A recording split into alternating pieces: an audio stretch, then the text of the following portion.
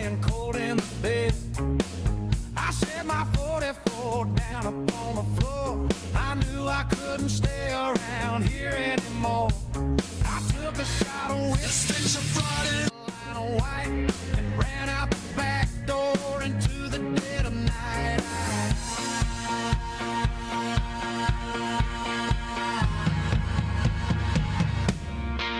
Oh, the cocaine blues are dragging me down, running from the law through every port of town.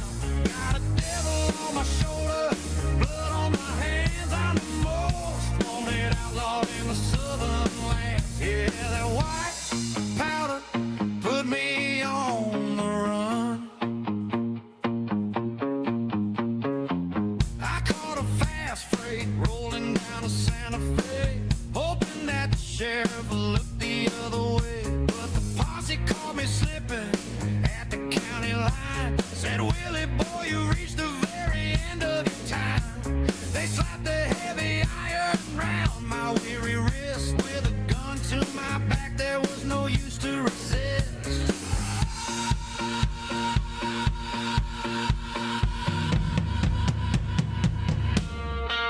Oh, the cocaine blues are dragging me down, running from the law through every port of town. Got a devil on my shoulder, blood on my hands. I'm the most wanted outlaw in the southern lands. Yeah, that white powder put me on the run.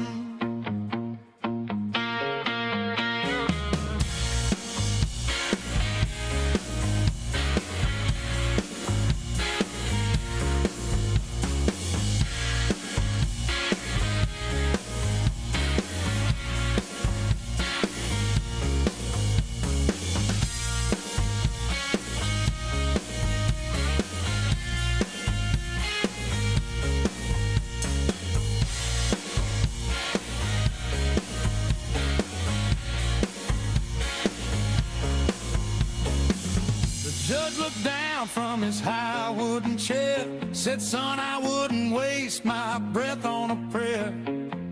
He slammed the gavel down, it echoed through the hall. 99 years, boy, you're gonna take the fall. So here I sit in Folsom, staring at the stone, paying for the wicked, wicked seeds that I have sown.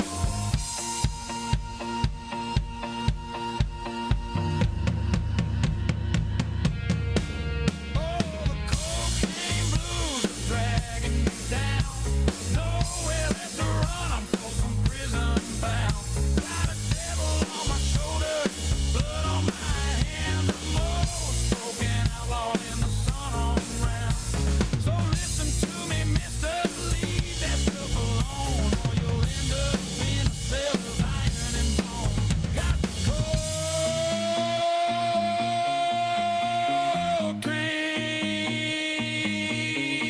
cocaine blues.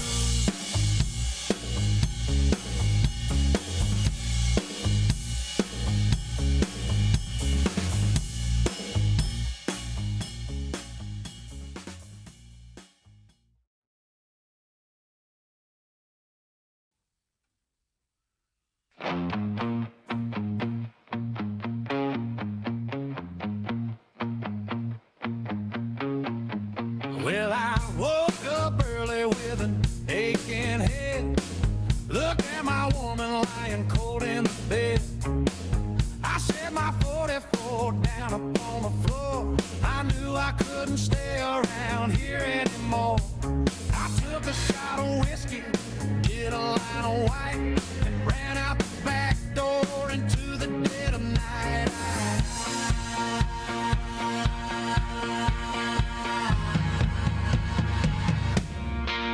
Oh, the cocaine blues are dragging me down, running from the law through every port of town.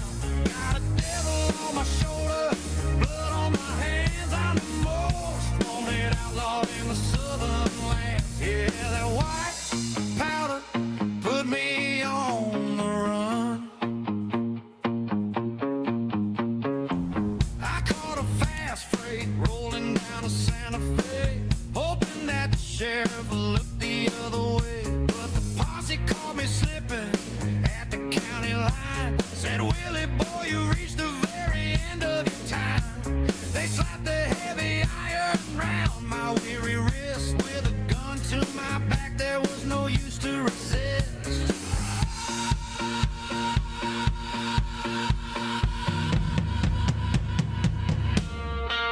Oh, the cocaine blues are dragging me down, running from the law through every border of town. Got a devil on my shoulder, blood on my hands. I'm the most wanted outlaw in the southern lands. Yeah, that white powder put me on the run.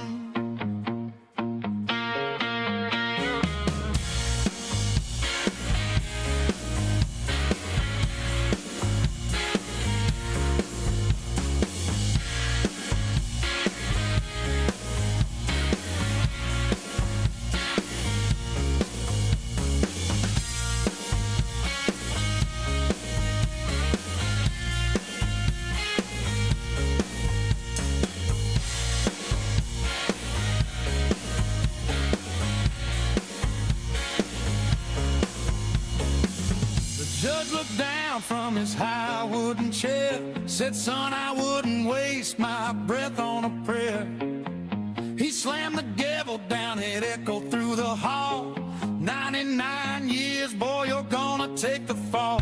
So here I sit in Folsom, staring at the stone, paying for the wicked, wicked seeds that I have sown.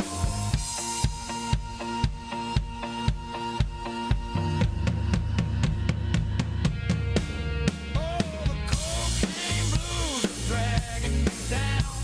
Nowhere left to run, I'm Folsom prison bound. Got a devil on my shoulder, blood on my hands. The most broken outlaw in the sun on round.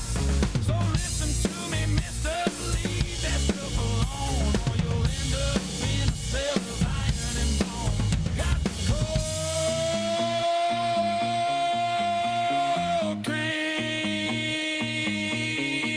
cocaine blues.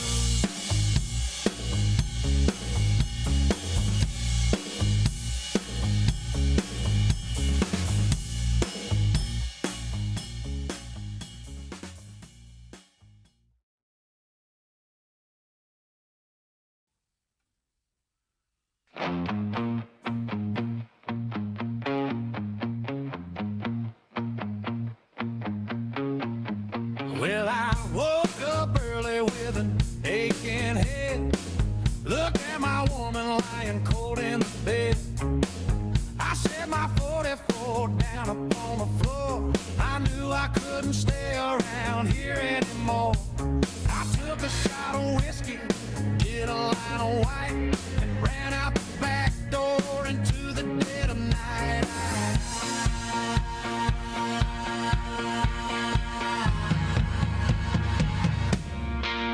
Oh, the cocaine blues are dragging me down, running from the law through every port of town. Got a devil on my shoulder, blood on my hands. I'm the most wanted outlaw in the southern lands. Yeah, that white powder put me on the run. I caught a fast freight rolling down to Santa Fe, hoping that the sheriff would look the other way. But the posse caught me slipping at the county line. Said, Willie, boy, you reached the very end of your time. They slapped the heavy iron round my weary wrist. With a gun to my back, there was no use to resist.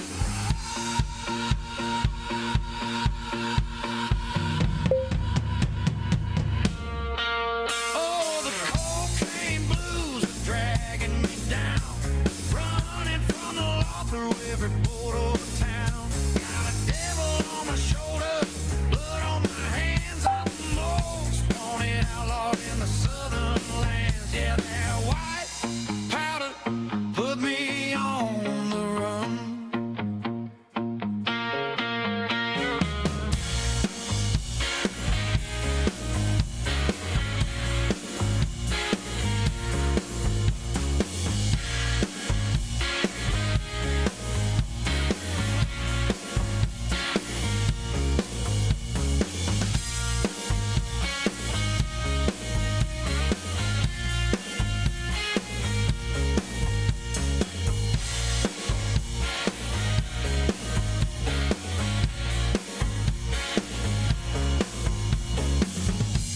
looked down from his high wooden chair, said, son, I wouldn't waste my breath on a prayer. He slammed the gavel down, it echoed through the hall. 99 years, boy, you're gonna take the fall. So here I sit in Folsom, staring at the stone, paying for the wicked, wicked seeds that I have sown.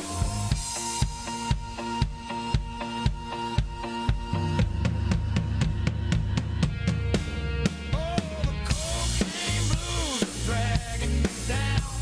Nowhere left to run, I'm Folsom prison bound. Got a devil on my shoulder, blood on my hands, the most broken outlaw in the sun on round. So listen to me, mister, leave that stuff alone, or you'll end up in a cell of iron and bone. Got the cocaine blues.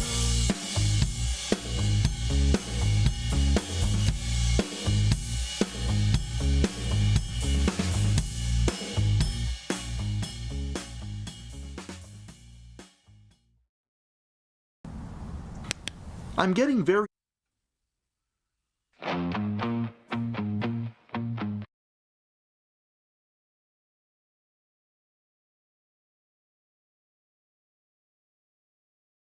Well, you know, it helps if I unmute my microphone. You know, it helps if I remember to unmute my microphone, because then everybody can actually be able to hear what I'm saying and not being like, what the fuck? What is happening? Yeah, so hello everyone, and welcome back to another crazy episode of the Timbscast.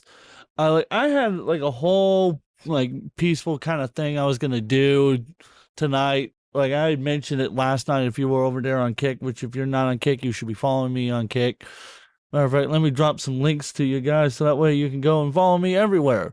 Make sure you're following me everywhere. Make sure you like, share, subscribe. We're fixing to get into this. I just gotta share this around with a couple more people because they want to come watch. So yeah, I had like a whole little peaceful thing because I was actually gonna go over why I've done this whole like press your luck game and stuff like that, and kind of going over like some of like my childhood favorite things. And we're still gonna kind of get into it a little bit, but maybe not as much as I planned on tonight, just because holy Jesus, some crazy ass stuff just came out. Some crazy stuff just came out. Hey, Coalfire, hope you're doing well, buddy. Hope you're doing fantastic tonight. Just absolute insanity went down. Apparently a couple days ago, a day ago, and I wasn't even aware of it. And literally until I tuned into the Keno Casino, I was gonna watch them for a little bit while I was making dinner, and I heard them talking about Jude Wario, and I was like, man, I hadn't heard that guy's name in years, and I'd like heard about some of the crazy stuff he did. As he just woke up. Oh, congratulations! I like how you get to nap until whenever you feel like waking up. I gotta wake up at certain periods of time whether I like it or not. So you're a lucky guy. But yeah, tonight's gonna be a absolutely crazy night, and oh boy, some people are not aware of the allegations against Jude Wario, who was one of the leading members. I don't remember if he was a founding member, but I remember he was a leading member, and people aren't aware of the alleged terrible things he did. Now, again, I say alleged because there's no real evidence to say he actually did or didn't do it. It's a lot of, mostly, I would say, hearsay. So, it's definitely going to be worth going over. Also, finally, I got Rumble running, so I'm happy now. Finally got it working, so as long as I remember to double check the key before I go live on Rumble, I will get Rumble working, which is nice. Because I'm streaming over on YouTube, Kick, and Rumble, so make sure you follow me everywhere. You don't want to miss it. You don't want to miss any of this, because this is Holy Jesus. Holy Jesus. Batman, it's crazy. So, let me drop some links here to you guys so that way. And then I gotta put out a little Twitter post about it as well. And I was reading my Discord thing real quick because a friend of mine, and I posted the video, which you can find on my YouTube channel, with Nate Nova Nico. They now have a special thing where if you use my promo code Dinner Tims, you get 10% off, and that a portion of it, 10% of that, is of all sales using my code is going to go to blood cancer research. So please, if you have not considered, go hit up Kate. We got a great partnership. You can get great custom made candles. They're freaking fantastic. They're worth every penny. I love them. I love the smell. I got cherry blossom and lavender, which is the Wrestler's Den and the Den of Judgment, respectively. Absolutely beautiful, awesome candles. Again, go check that video out. Go hit them up. Go show them some love. Let's help raise some money for blood cancer. That'd be mostly appreciated. Now that I've gone through all of that, I'm going to go ahead and shut this down right here, and I gotta go over to Twitter. Hey, Cofire, thank you for hopping over on Rumbo. I'm going to try to keep an eye on as many chats as possible. I cannot promise anything. Let's see. Oh, that's right. I had it over here. I apologize. Let me go over to here. And then let me open up. Oh, cool. I can access it from anywhere. That's cool. Cool. That's cool. Okay, let's drop you in here. And then, oh, sorry. I just got to put out my little Twitter post about it. Hashtag pro streamer. Let's see. And while I may not be officially endorsed by Meld Studio, if you guys have not checked out Meld Studio, you really should check out Meld Studio. It's absolutely like the best streaming software I've ever used. It's just honestly the best. There's no reason you guys should not be checking it out. Let me set you over here. Check you out over there. Let's see. Double check everything. Make sure we're good. All right, we are good to go. Let's go ahead and let's start the content, shall we? And the first piece of business to go over is the Channel Awesome story, which, if you're not aware, Channel Awesome was originally called thatguywiththeglasses.com, which was a website where, because to explain, this is before YouTube and Kick and Twitch actually became very popular places. You would start your own website if you wanted to make content and post stuff there. I don't remember if AVGN or Angry Video Game Nerd was a part of them. He might have been. That I'm a little sketchy on, so I apologize if I got some of that wrong. But moving on from that, websites like That Guy with the Glasses, which would become Channel Awesome later, were where you would get monetization because they would run ads and do like partnered programs and stuff like that well before YouTube was a thing, well before YouTube's partner program and Rumble and all these places you got now that you can go and post and make money and whatnot. That is so having that context in mind, here's what happened. No, he was not a part. Okay. Yeah, that guy with the glasses. Okay. I wasn't sure. I couldn't remember. I knew he was a part of, I think it was, a Screw Attack. That's right. He was part of Screw Attack. That's who he was part of. Because Screw Attack, there was one other one around at the same time that became Normal Boots. Then they became Rooster Teeth, and Rooster Teeth went out of business recently as well. Machinima was another one that was around that same time as well, but they were more known for how they handled YouTube and whatnot. So some of it I'm a little fuzzy on, so I apologize. Because this is like stuff, like, it's been years. Oh, I had these headphones plugged in. I should unplug these. Let's see. People like AVGN and Doug went to side He got sites off, went sites off YouTube to make money because it didn't pay well. Avian went to Screw Attack for a while. Yeah. So I was right on that portion. He went to Screw Attack. So now that you got some of that context behind it, here's a gamer from Mars who used to do the shorter forms of his now longer deep dives. And this one goes over the Jude Warrior story. You're too young to fully remember most of that. I wouldn't have known much about that because the people I grew up with were like Markiplier, PewDiePie, Jacksepticeye, popular MMOs. And then I had drummers like Steven Taylor and Drumeo, places like that, which originally were called drumlessonsfree.com, which were all on YouTube. Like, so that was the stuff I grew up with as a kid. So a lot of their stuff didn't actually come to my mind until about 2021, 2022. That's when I started becoming aware of who they were and what they did. So getting back into it, right? Again, I'm just trying to kind of lay it out for you guys so you have an understanding of what's happening here. Because what we're fixing to go over is some very serious allegations. And I'm going to try to not play too many sound bites and over the top with the soundboard as I normally am. Because I do want to kind of treat this serious because these are rather very serious allegations. These aren't like the quartering, flagging YouTube channels down and stuff like that.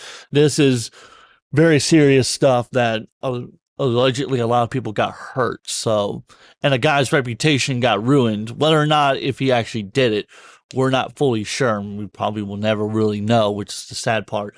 Hey, oh, Wonder, hope you're doing well. Oh, God. Oh, motherfucker. Of course you had to remind me of that. Hope you're doing well, buddy. Hope you're doing well. So, let's go ahead and get into this. Sick of being in the dark. Regardless of that, however, today we'll be discussing a phenomenon in the online world where an internet celebrity isn't who they say they are. They could come off as kind and well-meaning, but in the background they are doing some messed up stuff. And the example we'll be discussing today in detail is of Jude Warrior. If you were on the internet in 2014, you've likely heard the story of Justin Carmichael, better known by his alias Jude Warrior. Justin was an online entertainer most well known for his contributions to Channel Awesome. His most popular series was Can You Play This?, in which he explained and reviewed untranslated video games he'd import from Japan. While Justin was never extremely successful as an online creator, he appeared in many of the site's collaborations and anniversaries, so he had a definite presence in the online space, and his channel fulfilled a unique niche at the time. Things would all change, however, when suddenly, on January 23, 2014, Justin shot himself, dying instantly on his bathroom floor. When news See, I remember when I was watching this video, like the very first time I ever watched this video, and I thought I had left a like on it, I guess not. But I remember the very first time I watched this video, I remember being horrified hearing that. This guy just up and taking his own life. And how much that bothered me. Because I've always been the kind of person that I think that no matter how bad something could be, you could always come back from it. You can always recover. And then hearing what allegedly happened kind of changed my opinion. So let's get into it. And it's ironic that someone like Boogie2988 gave him a tribute. Oh, Justin was actually was a friend of mine. Oh wow, Eric. I was not aware of this. And hey, I hope you're doing well tonight. Like I said, the first time I watched this, I remembered being like saddened and horrified at the same time because the thing is, I've always been the opinion of you can recover, you can become better, and it's never worth taking your life. It's never worth ending your life, no matter how bad the situation may be. And I've always wanted to make this clear about stuff like this, that I'm always when he passed, I made a video about him. I might see if I can find it. I want to make it clear that I don't necessarily believe he was guilty. I don't necessarily believe, even though I've seen this video all the way through, I've seen was allegedly the evidence. I don't necessarily believe he was guilty. I think there may be more to it that we're not aware of, that probably will never be exposed for one reason or another. Let's see. I made a video about the time between his passing and the allegations was years. He was already dead when people began to speak out. I'm not particularly surprised. I mean, whether or not they were real victims or allegedly, and we're going to get into this Twitter post about it, we're faking it. They often take years to come out. I mean, how many victims of Bill Cosby's finally came out? Granted, I don't know if all of them actually were victims of Bill Cosby. I'm suspicious of that as well. I tend to be suspicious when someone's claiming there's thousands and thousands of victims, because it's like, am I really supposed to believe that he had that kind of power to silence thousands of people? Yeah, sure, buddy. But on this token, it's such a hard thing to say that somebody's absolutely guilty, but at the same time to say they're absolutely innocent either. The scales of justice is sitting like this. It's teeter-tottering between the two. And you'll understand why I say that as we get through the video, and why I'm like on the fence about the whole thing. Especially, again, with the Twitter post. I hate that I'm not showing you the Twitter post, because I'm sure it's driving you guys nuts. That's a lot of Joe shots. Oh, come on, man. That's horrible. All right, let's see. First broke of this event, the internet outpoured in support. Wario's death reignited discussions of suicide in the age of internet celebrities. Former friends and collaborators came out of the woodwork to emphasize. I remember the point I was trying to get across, because I kind of got lost in the sauce there for a moment while I was reading Eric's comments. The point I was trying to get across is I never encourage anyone to take their lives. I always discourage that, and I discourage anyone, and I go after people for encouraging them to take their own lives. Because at the end of the day, forcing someone to take their own lives does not fix the problem. If anything, it makes it worse. So I've always, and will continue to have that stance. Suicide is never the answer, no matter what, and encouraging anyone to do so makes you no better than the monster that you're allegedly trying to get rid of. And if that pisses you off, you can hit that unsubscribe button. I don't care. Forcing people to commit suicide is not okay, no matter what. I don't care. The justice system is the justice system for a reason, and there's a reason why we have laws. And the reason why we have the system that we have is to handle situations like this.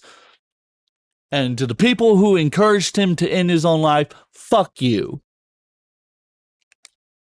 That's how I feel about it.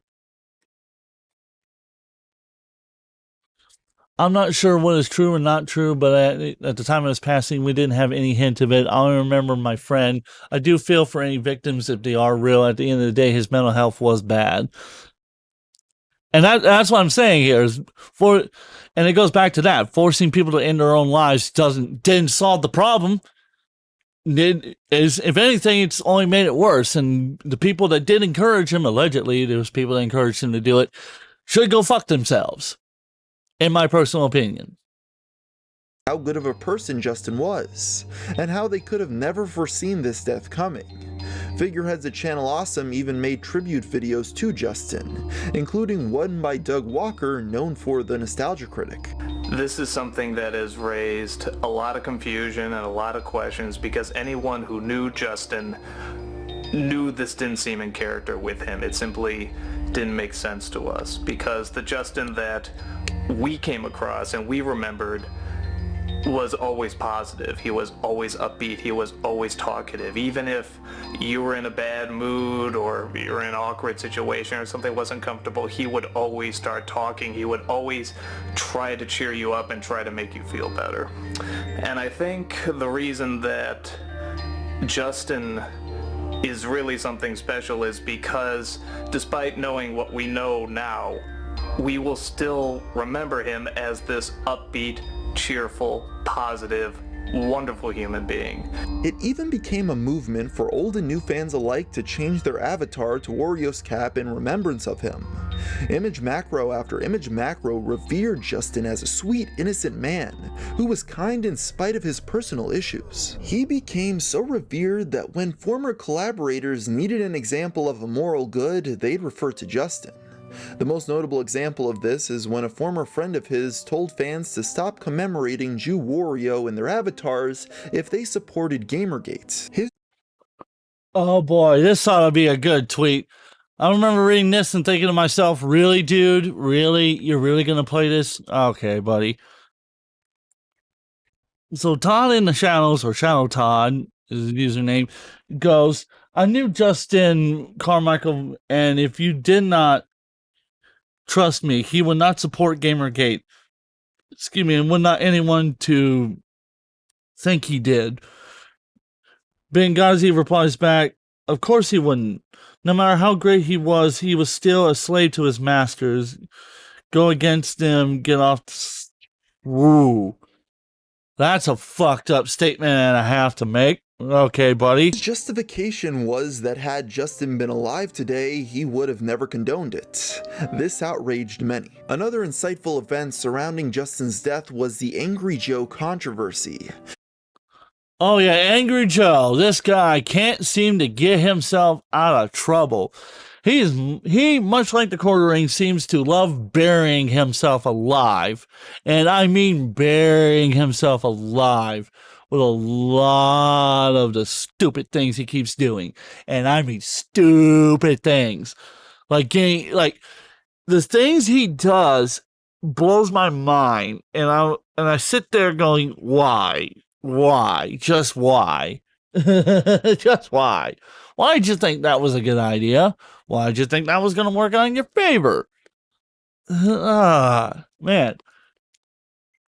Especially the way because the biggest thing, much like the Corner Ring, won't shut up about his trolls. He won't shut up about them. He just keeps crying about them, but the way he does it just makes it even worse. And then he tries to flex on them about his money and everything. I'm like, dude, nobody likes that, and it's not a win. Pretending that it's like when people say they make more money than me, or they do this or they do that. I'm like, okay, congratulations, money's a fickle thing. If you hadn't noticed, the economy is kind of boom, and that money you have made you go boom too with it. Just trying to says Angry Joel would be fine if he stayed off X and just made content. Again, much like the Quarter Ring, I agree with you. If both of them stayed off of Twitter, their lives would be a lot better. But that's just me.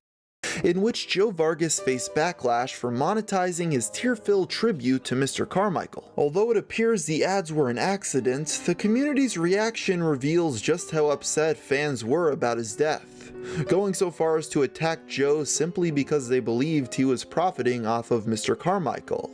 And for the next 4 years, Justin's image would stay this way. Jew Wario became an idol on the World Wide Web, an inspiration to many for his kind heart. With video after video being created about how wonderful he had been, this narrative resonated with viewers. Little did they all know back then that just a few years later, revelations would emerge about the secret life of this former internet star. Skipping ahead to April 2nd of 2018, former contributors to the website Channel Awesome released Not So Awesome, an approximately 70-page long document detailing over a decade of the company's mismanagement. While the doc largely focuses on minor complaints about the people in charge, on page 66 it notably details an anonymous testimonial from a former contributor only referred to as Jane Doe. Before discussing Jane's story, it should be said that all testimonials in the Not So Awesome document were verified by former contributors. It's also worth mentioning that the allegations in the document don't refer to anyone by name, so at the time it was unknown who this victim was referring to.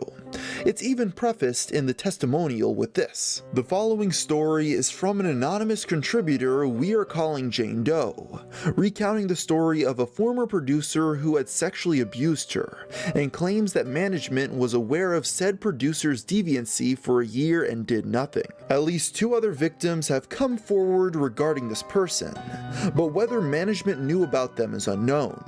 The chat is copied verbatim with the victim's permission." In this chat log, it's revealed that the abuse. So let's see. I'm going to go through, I'm going to read it.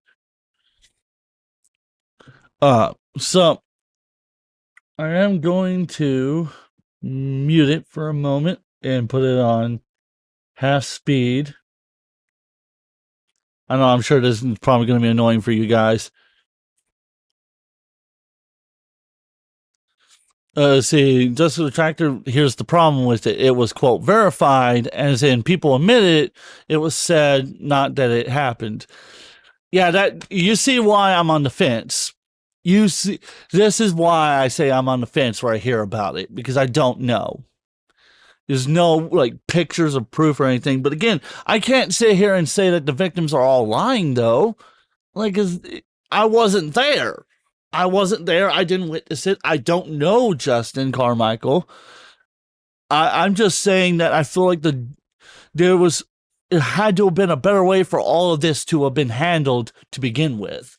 And that's my biggest standpoint is I truly feel like somebody somewhere along the line dropped the fucking ball and they should be the one punished for it as well, because something better should have happened about the situation instead of what we've got here. But let's go ahead and read this real quick. So let me bring that back over here. It goes, Jane Doe says, "Hi, I'm one of his victims. I have nothing but hate for him. He makes me mad at all of you, even though I know you don't deserve it. It's why I left. Yeah, he groomed me." Let's see if I can get it to read the top pages. I'm gonna try to read through it. I apologize. This is gonna be a little clunky. Anton1 says, or Anonymous1 says, "I think at first we need to come to terms with the fact that a lot of people in this chat legit don't know." Jane Doe says, "That's something I need to come to terms with. I burned so many bridges with you because I was so angry. So I'll tell my facts, but I want to leave out anyone else who doesn't need this shit." Anonymous2 says, "To me, the most damning part is that folks knew and had a chance to cut his access off to fans early and did not." Jane Doe replies back, "I don't know. I'm sure I'm part of it. I could have been louder. I'm no angel. Anyways, you all knew me back then. Physically, I was 18, but I had the mind of a 16-year-old at best." See, right there, already, you're an adult. You're 18 years old, so you're an adult. But you claim you have a mind of a 16-year-old, so you're saying you have a mental disability. I'm guessing is what she's trying to say here, but still, that rubs me the wrong way. As someone who actually has mental disorders, it rubs me the wrong way when people say that. Especially as somebody who's actually been a victim of sexual assault as well. On top of that, it rubs me the wrong way when people say stuff like that.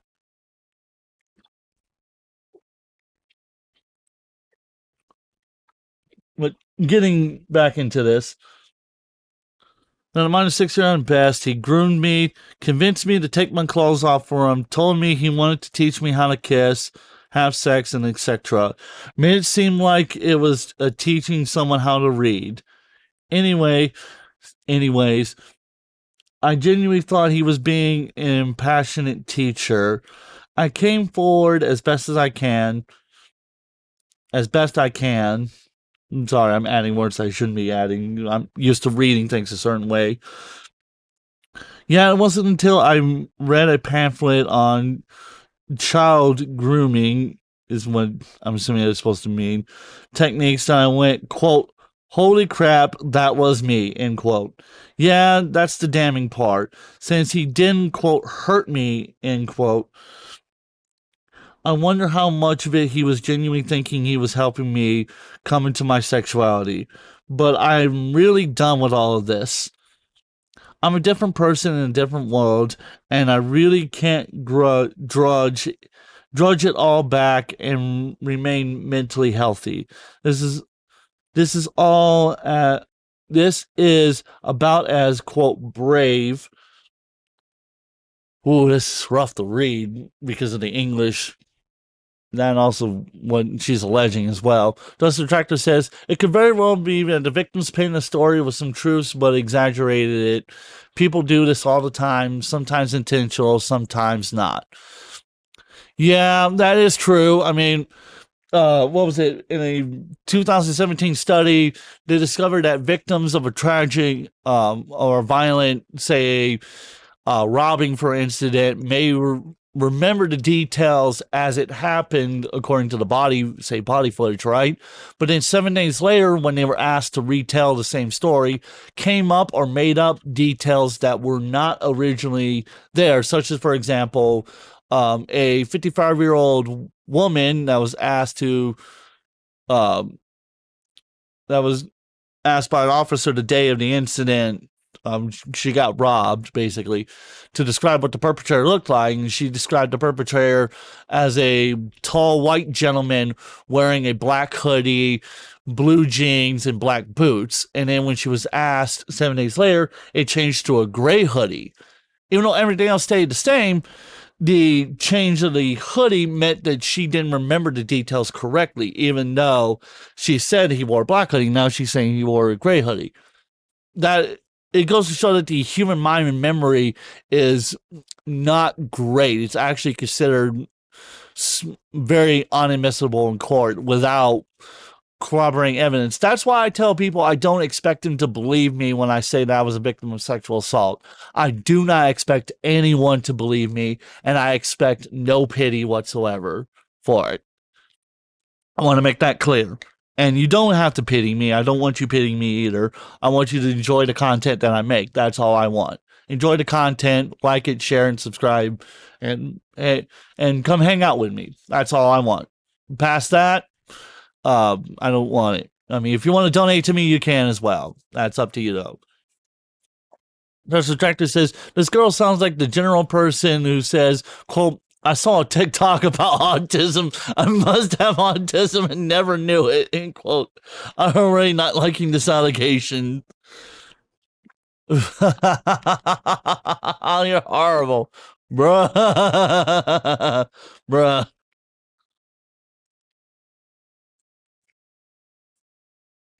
All right, let's continue forward with this. And then we'll go back and we'll let Cameron from Net Mars talk. Let it scroll through. Okay, picking up from the brave part. This is all about as brave, in quotation marks, as I get. I was so mad at all of you. I'm glad some of my anger was misplaced. I'm sorry I burned so many bridges. I was just so angry. Yeah, part of the reason I couldn't say much was because grooming isn't illegal. And I can't say that he violated me in a very violent manner because I'm trying not to get banned on YouTube. So there isn't really anything to tell. Yeah, seriously, like I said, when I read a pamphlet on child predator techniques, I was like, What OMG? That was him and me. You read a pamphlet and you thought that's what he did? Oh my God! Oh my God! Oh my God! Dumbass. You're a dumbass. You're great. Oh. Oh. Oh. Oh. Oh. Oh. What the hell? What the hell? Oh. Oh. Oh God. Oh. Look, I don't mean.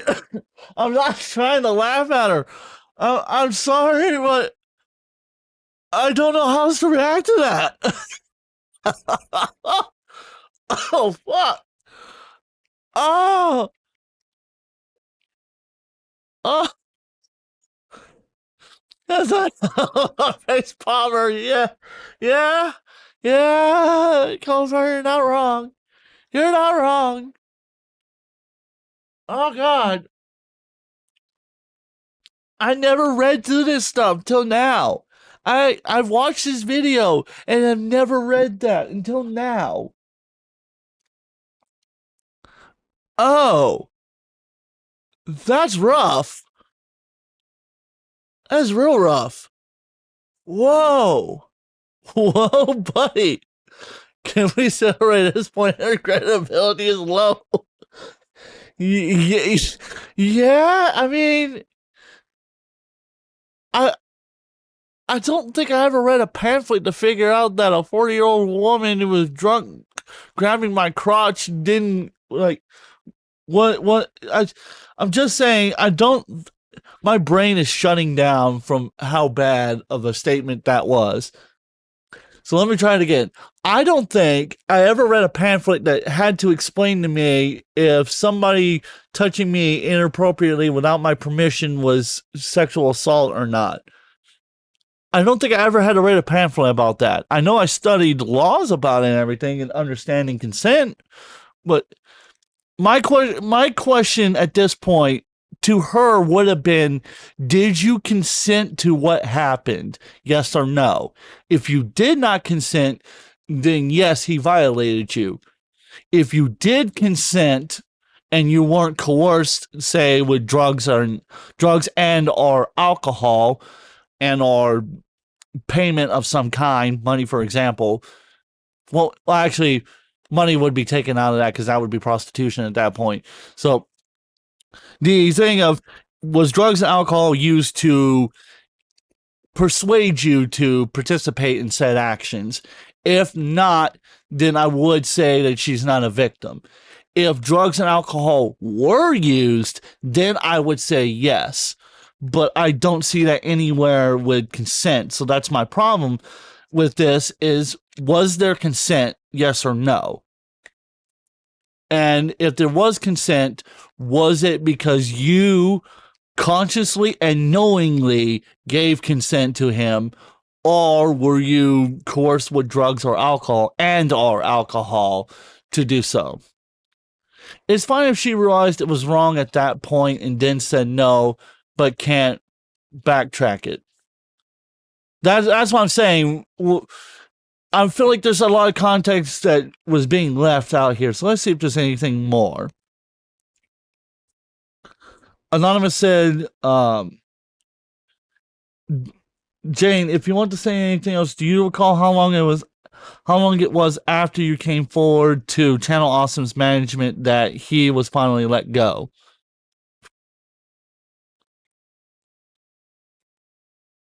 Jane Doe goes, it's kind of hazy, but I would say maybe a year. Anonymous 2 says, something like a year between the first instance of finding out he was sexually grooming female members of the channel's fans community to them doing anything about it. I'm guessing based on that context that he may have actually done something wrong to others, but I'm feeling for her that may not necessarily be the case.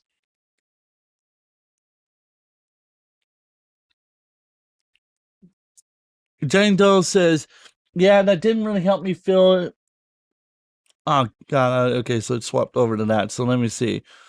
Let me see if I can get it to not be like that. Okay.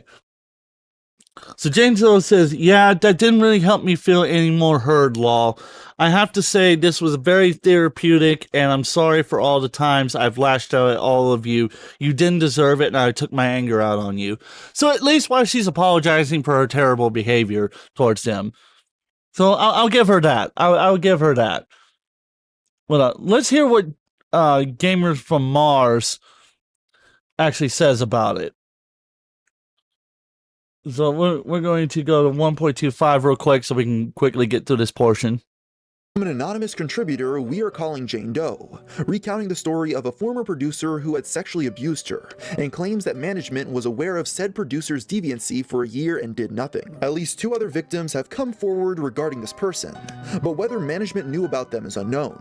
The chat is copied verbatim with the victim's permission. In this chat log, it's revealed that the abuse began when the victim was only 18 years of age. She tells how an older man had begun grooming her and convincing her to take her clothes off for him. She reported him saying that he wanted to teach her how to kiss and have sex. He used his influence over her as a creator to manipulate, and she states that Channel Awesome's administration had first been informed of this inappropriate behavior a full year before he was let go from the website, placing her abuse sometime in 2012. Later so now we can go ahead and take it back to normal speed. Layer says, we wanted to take a moment to clear the air and acknowledge some of the recent public concerns raised by content creators previously associated with Channel Awesome. Channel Awesome is an organization that respects our producer partners and strives to create the best possible environment for everyone. The typical PR nonsense. We welcome a diverse community of people joining together to create great videos. For the people who have spoken out about past instances they deemed harmful or unprofessional, we sincerely regret you felt that way. Our priority has always been to help content creators and partners succeed and provide people with a vehicle to follow their dreams. When the need arose, we distanced ourselves from the people who were particularly casualists, letting go of significant stakeholders in the interest of keeping our mission at the forefront. We appreciate and hear the frustrations of past producers. We are actively taking internal steps to better improve communication with our producers so that we can focus on putting out their great content. And we are open to constructive criticism, the kind that can help us become even better and serve the needs of our community. But criticism that isn't meant to produce and to be a productive end does little for either party criticizing or those in the line of fire. Our focus is now moving forward with the wonderful team we have and all of our dedicated followers. We want to make our collective future the best as possible we can. Thank you to our content creators, team, and fans for truly making our channel awesome. Here's to creating something even better in the future. I love that PR talk.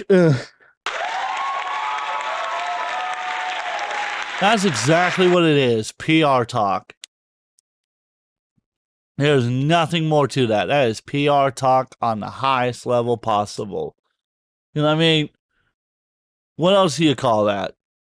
What else would you call that? It is PR talk. Absolute PR talk.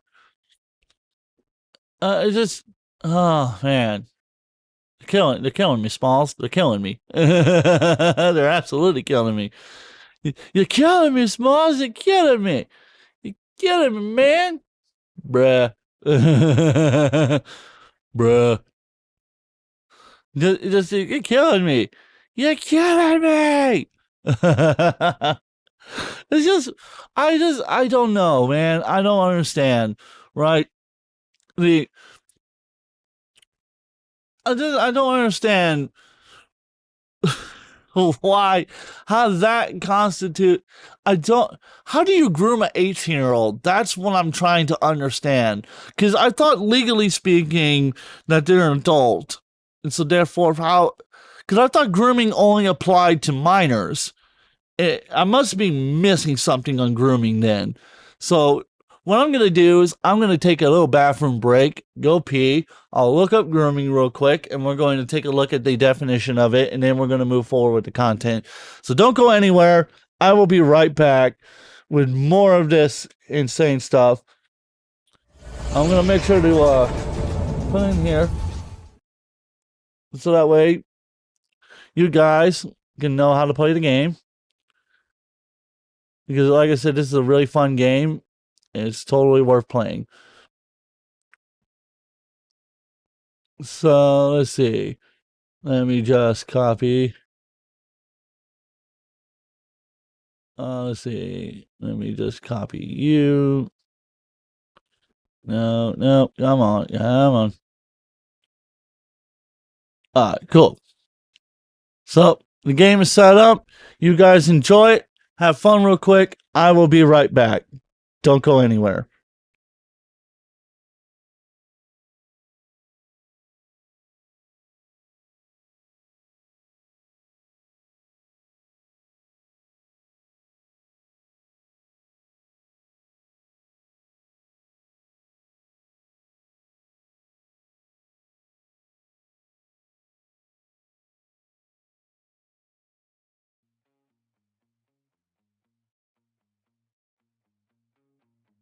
Well, I woke up early with an aching head. Look at my woman lying cold in the bed. I set my 44 down upon the floor.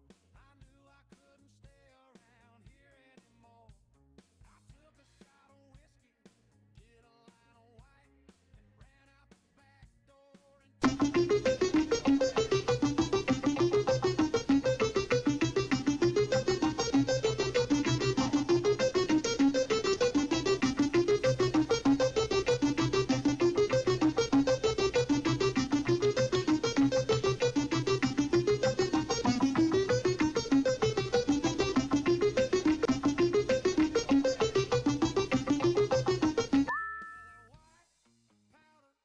put me on the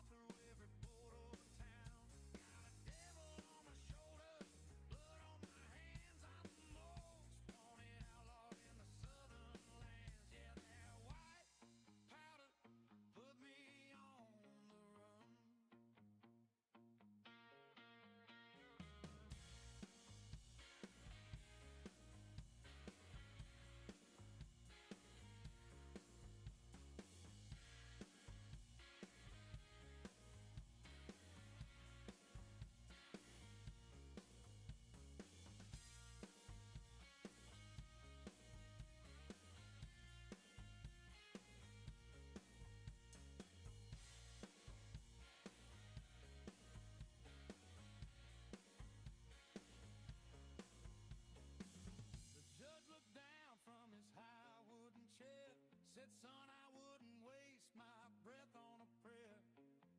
He slammed the gavel down, it echoed through the hall.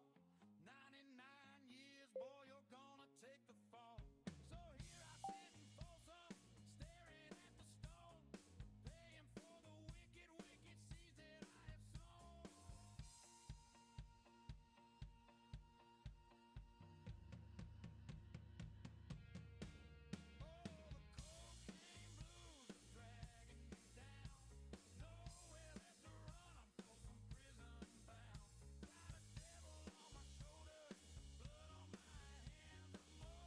broken outlaw in the sun on. I am back. So, yeah, I meant to tell you guys on Rumble that it doesn't work right now because I don't have the credits to get it set up and running. But if you guys want to donate to me and help me make that happen, I would appreciate it because I do want to get it working on Rumble. I just ran out of tokens to make that happen at the moment. But what I am going to do is I'm going to go ahead and take a little spin at the board. But doesn't that look cool? Doesn't the new board look absolutely fucking cool? I think it looks absolutely fantastic, personally. Oh, I always stole it from you, Goldfire. Give me a second. Watch this. Woo! I just won myself a drone. Alright. Here, Goldfire, have fun with this. I'm going to go pull up the definition of grooming.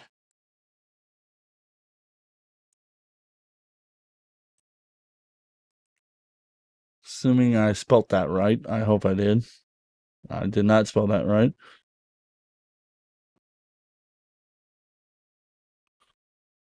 We'll find out in a moment.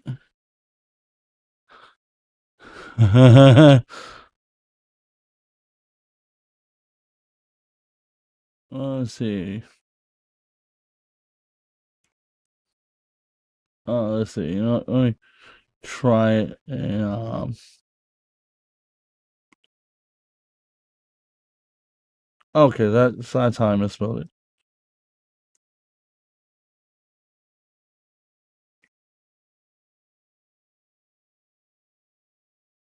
Oh, here we go. Now I got it. Okay, here we go. Now this is gonna be Gemini's explanation of it. So if you guys are ready, I'm going to move back over to the main scene. All right, looks like we're ready. Let's go ahead and move over then. Let's see. So yeah, like I said, if you guys want to help donate and make that happen, I would appreciate it. Make sure you share my stream around everywhere. Make sure you get more people watching. Let's get more people involved. Let's get more people talking about this. And I'm drinking some Nuka-Cola tonight. Some homemade Nuka-Cola, which is absolutely delicious. So, looking it up in the definition, right? According to Gemini, the definition is grooming in the sexual sense is a deliberate process where a person builds an emotional connection and trust with a vulnerable individual, usually a minor or an at-risk adult, to lower defenses, break down personal boundaries, and prepare them for sexual abuse, exploitation, or trafficking. The National Sexual Assault Hotline, RAIN, and child safety organizations provide extensive resources on identifying and stopping these behaviors. First, so the stages of it starts with targeting. The offender identifies a person with specific vulnerabilities such as low self-esteem, isolation, family stress, or lack of clear boundaries. Then starts gaining trust. The person in authority or the predator acts as a friend, mentor, or protector, providing gifts, special attention, or emotional support to make the victim feel unique and mature. Then begins involving family.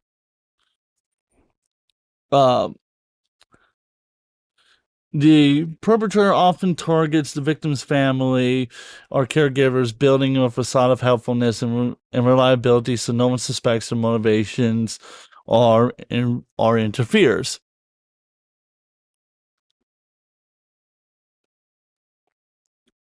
Oh, Rumble must be behind. Oh, I didn't realize you guys were behind. Oh, shit.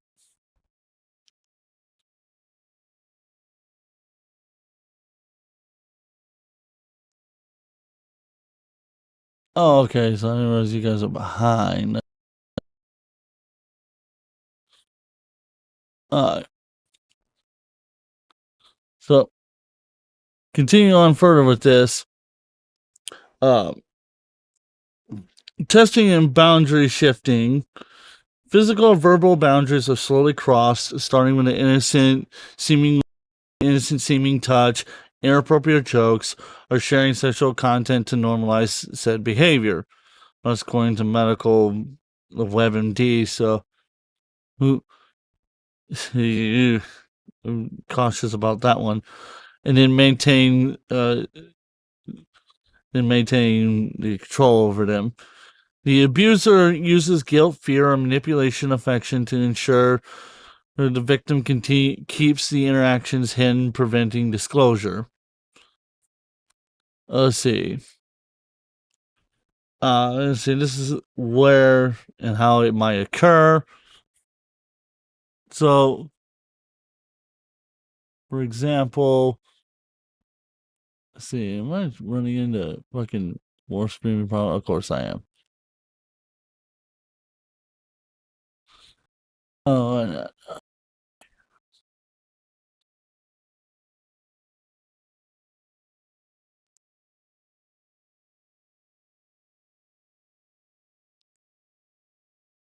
uh,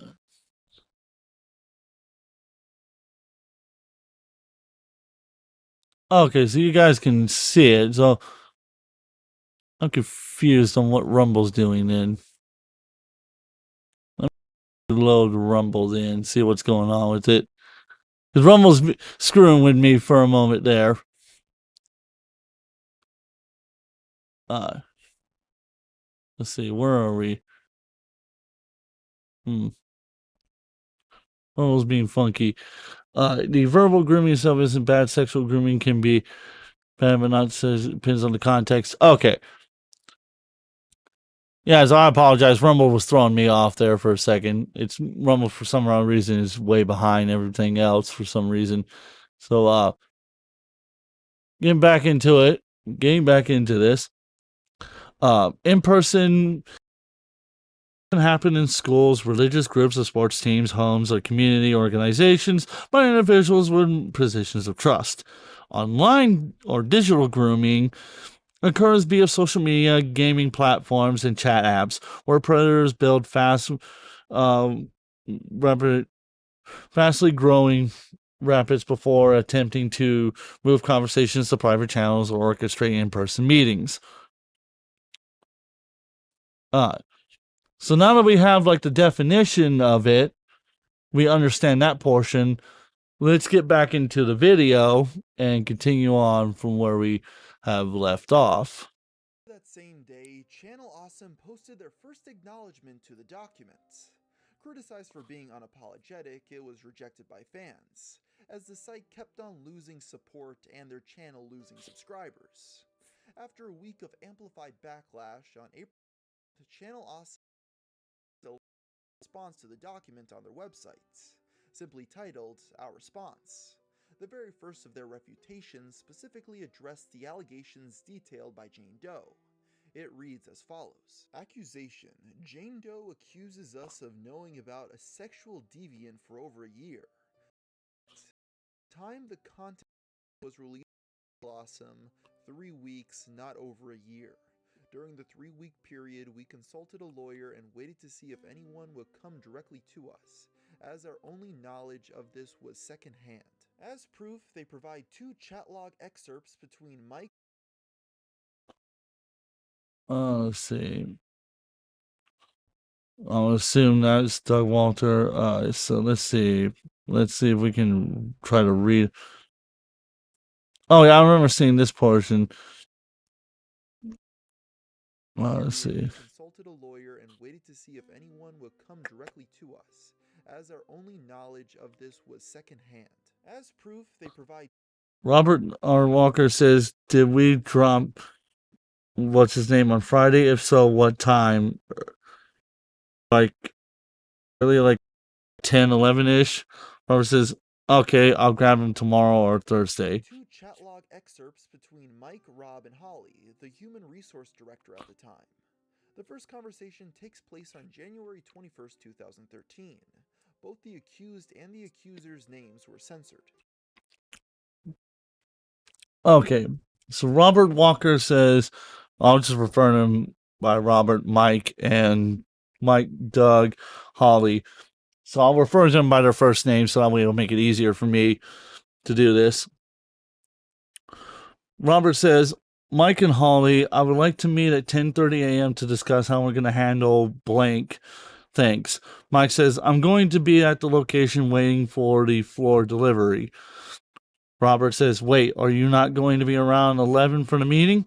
Mike says, the tracking updated to state that it will be delivered today. All the floor and wall pieces, it was originally stated would be on Tuesday. Robert says, well, what do we want to do? Mike says, plus, we didn't get a hold of a lawyer. Just hold it off. If you want me to talk to our lawyer, he isn't in today. Robert says, well, it may be moot. The girl doesn't want to file a formal complaint, which means we can't really say it's because of said individual. Doug says, I think we can at least tell him we've been getting complaints about it. That would be my thought. Robert says, well, the person who complained doesn't want it getting back to her. Mike, Holly, and I will talk later to postpone it. Holly says, oh, we're the three of us not talking about it tomorrow. Robert says, we can talk about it tomorrow. Holly says, oh, wait, didn't Mike say something about talking to a lawyer, or is it about something else? Robert says, well, I asked him to ask the lawyer just in case. I suppose we can wait until Mike hears back from blank. This is rough to read it that way. Let's see, I'm going to get you up to here so that way I can freaking see. We're better now. Okay, cool. We are better. Cool. It was being finicky earlier. That's fine. But let's see if we can get it to. The problem is it's like cut off, so it's like kind of hard to read all of it. I really probably should have just pulled the document and read from it directly, but oh well. What do you want to do? Just hold it off. You wanted me to talk to our lawyer and he isn't in today. Oh, it asked via Skype. Why didn't I figure it was Skype? The girl doesn't want to file a formal complaint, which means we can't really say it's because of his environment with her. As all this new information was coming out, people were trying to figure out who the identity of this alleged abuser was, piecing together clues to get an answer.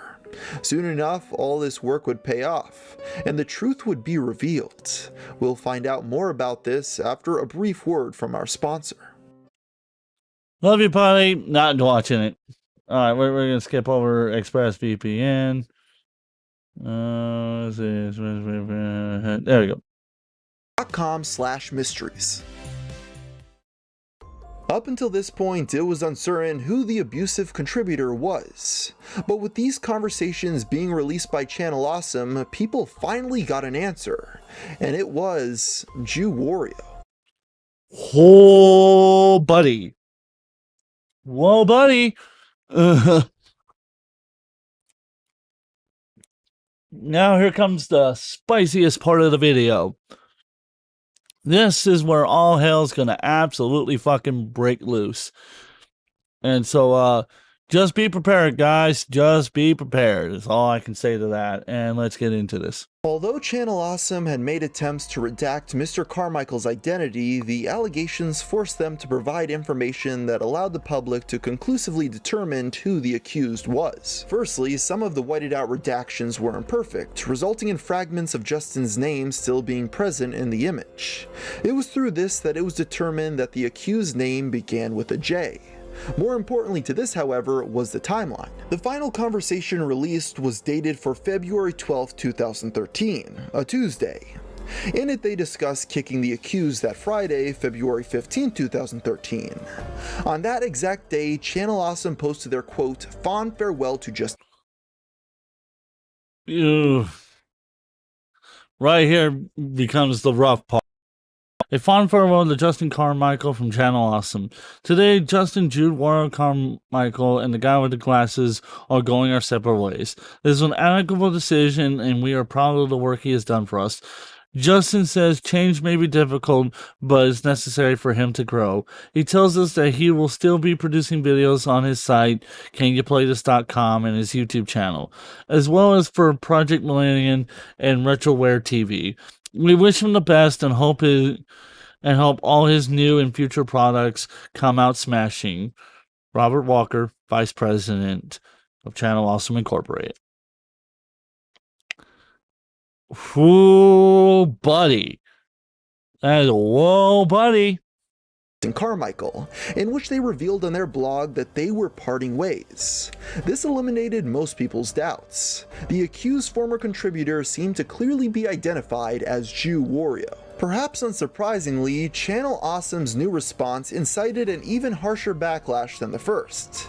This new statement was criticized for its lack of professionalism. As if that wasn't bad enough, their timeline of actions against Justin was disputed as well.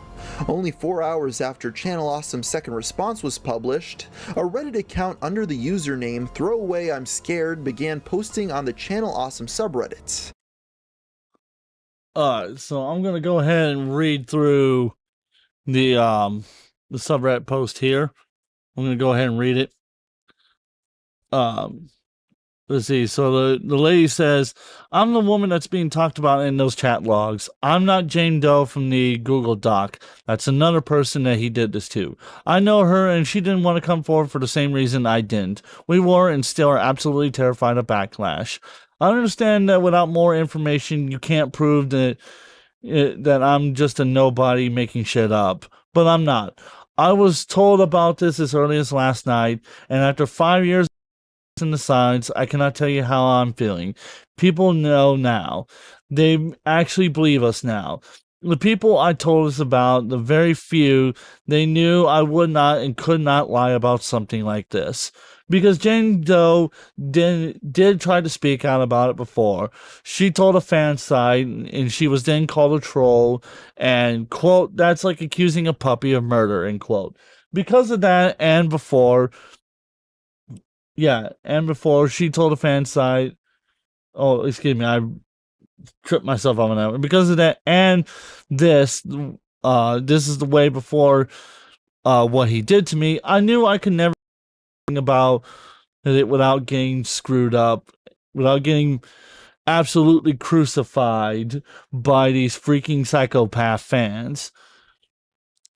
He really did a good job of being the person to look up to and to trust, which is why no one would ever believe this. He took advantage of me when I was at my lowest point in life. He knew exactly what he was doing. It was calculated. Then he took his life. And I and the others knew we could never ever talk about it because he's not here anymore, and his widow could even sue us if she wanted to. He has an elderly mother, and the thought of her knowing what happened made my heart break. So I kept silent. I talked to therapist, for years. I still even now and again have nightmares of him and his face, and the horrific feeling of what he did to me, what he did to my body. I had to blacklist anything related to him on my Twitter. Seeing his photos make me sick. I hate that he killed himself. Even with all of this, I never would have ever been okay with that. It's a terrible thing that happened, and I wish he had never did that. But I cannot be okay with the sexual assault that happened to me when I repeatedly said no. Here you go. This is what I was talking about here. Had this been in the original text, I would have been like, there we go. Now we've got something going here. People need to remember HR can and may fire you just because they can't, quote, disprove a claim. You're a liability regardless of being guilty or not guilty. Amen, brother.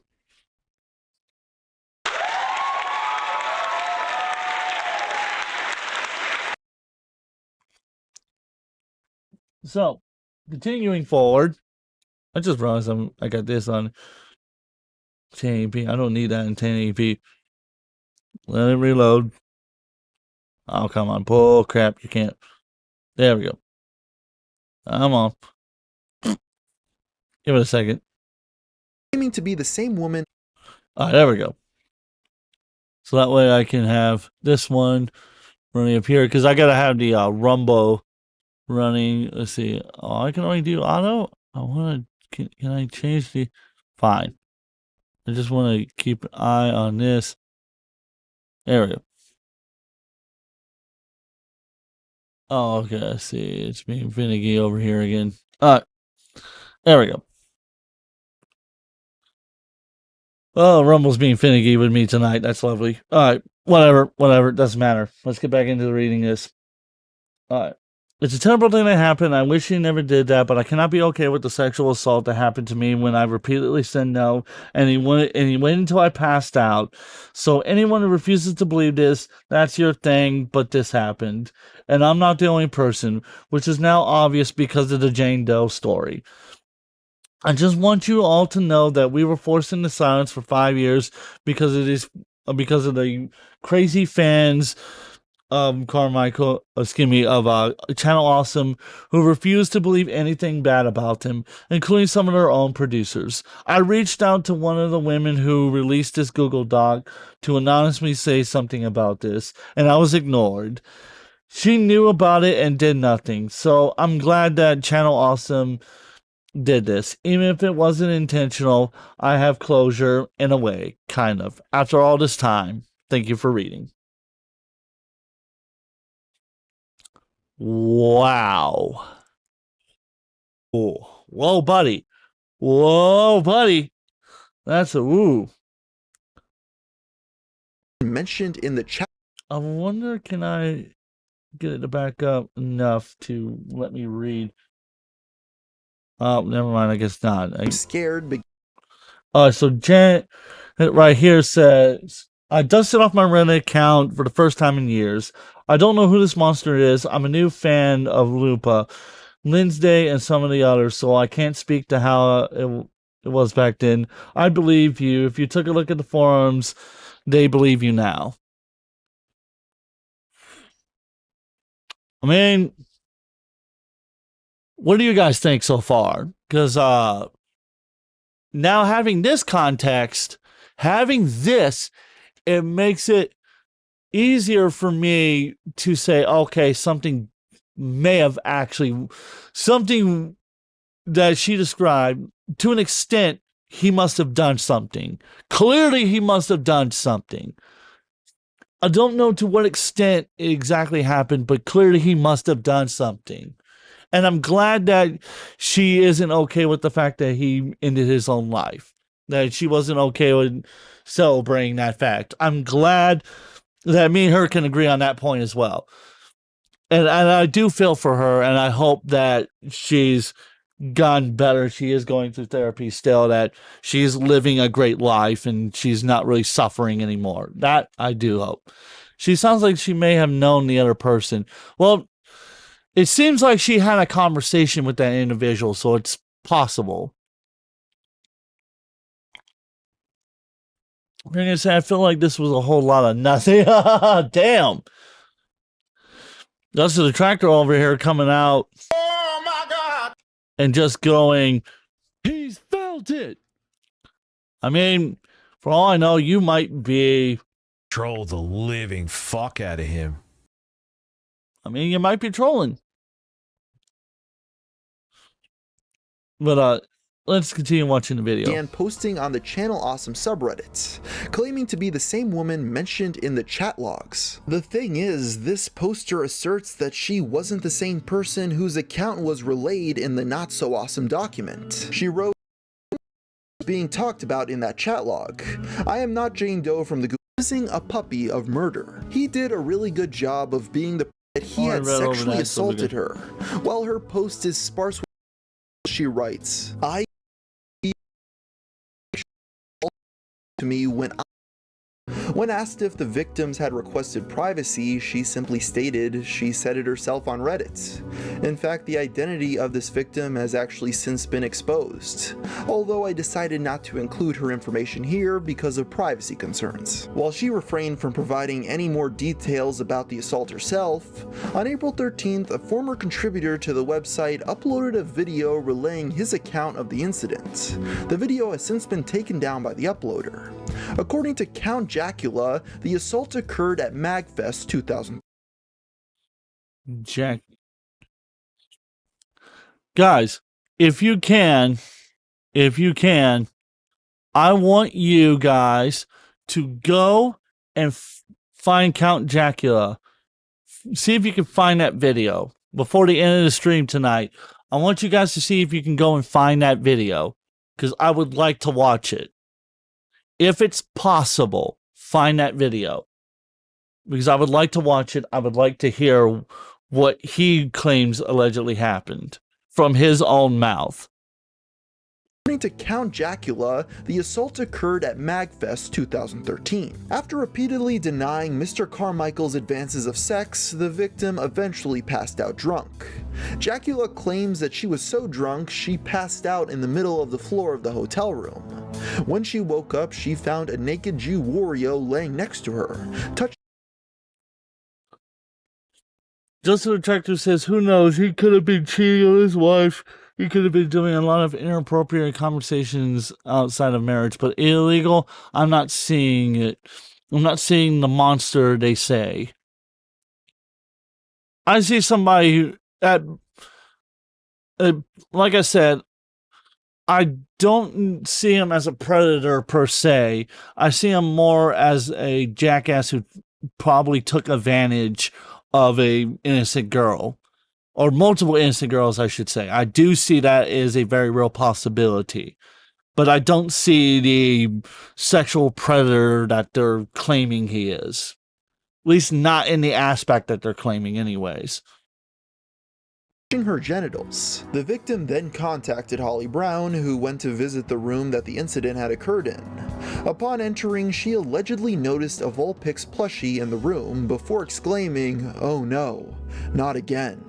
As it turns out, Carmichael had been carrying that Vulpix plushie around the entire convention. It's unknown how many alleged victims Justin had prior to this incident, but evident from its timing, it seems to be what led to Jew Wario being kicked off of the website, and just over a year later, he would commit suicide in the bathroom of his own home. His wife was on the other side of that door, trying to talk him out of it. Justin's wife has yet to deny any of the allegations against her husband. While all of this information has now been made public, we're still left with many unanswered questions. Who had known about this information and failed to speak out when he was being idolized? Oh my god, that's a Vulpix plushie, it's the smoking gun. Well, I mean, stranger things have pointed to real life crimes, so I suppose that it's an unfortunate real possibility. As a saint by former colleagues. How many victims have yet to tell their story? And what was the true extent of his abuse? The truth is, we may never get the answer to most of these questions. The reason why this information never came out sooner was because those who had been told about the allegations were asked to stay quiet. Dan Olson of Folding Ideas was one of the former contributors who knew about Carmichael's abuse prior to the document. He writes, "Overwhelmingly, the participants in the Not That Awesome document found out the reality of all this about 2 weeks ago. It was decided that it wasn't their story to tell, especially since the known victims at this point just wanted all to go away. The people who knew for longer had been specifically asked by the victims to say nothing. Because of this, it's hard to say that Dan or any of the other contributors should be held culpable for staying silent. They were merely doing what they thought was best for the victims. Who can be held liable, however, are those at Channel..."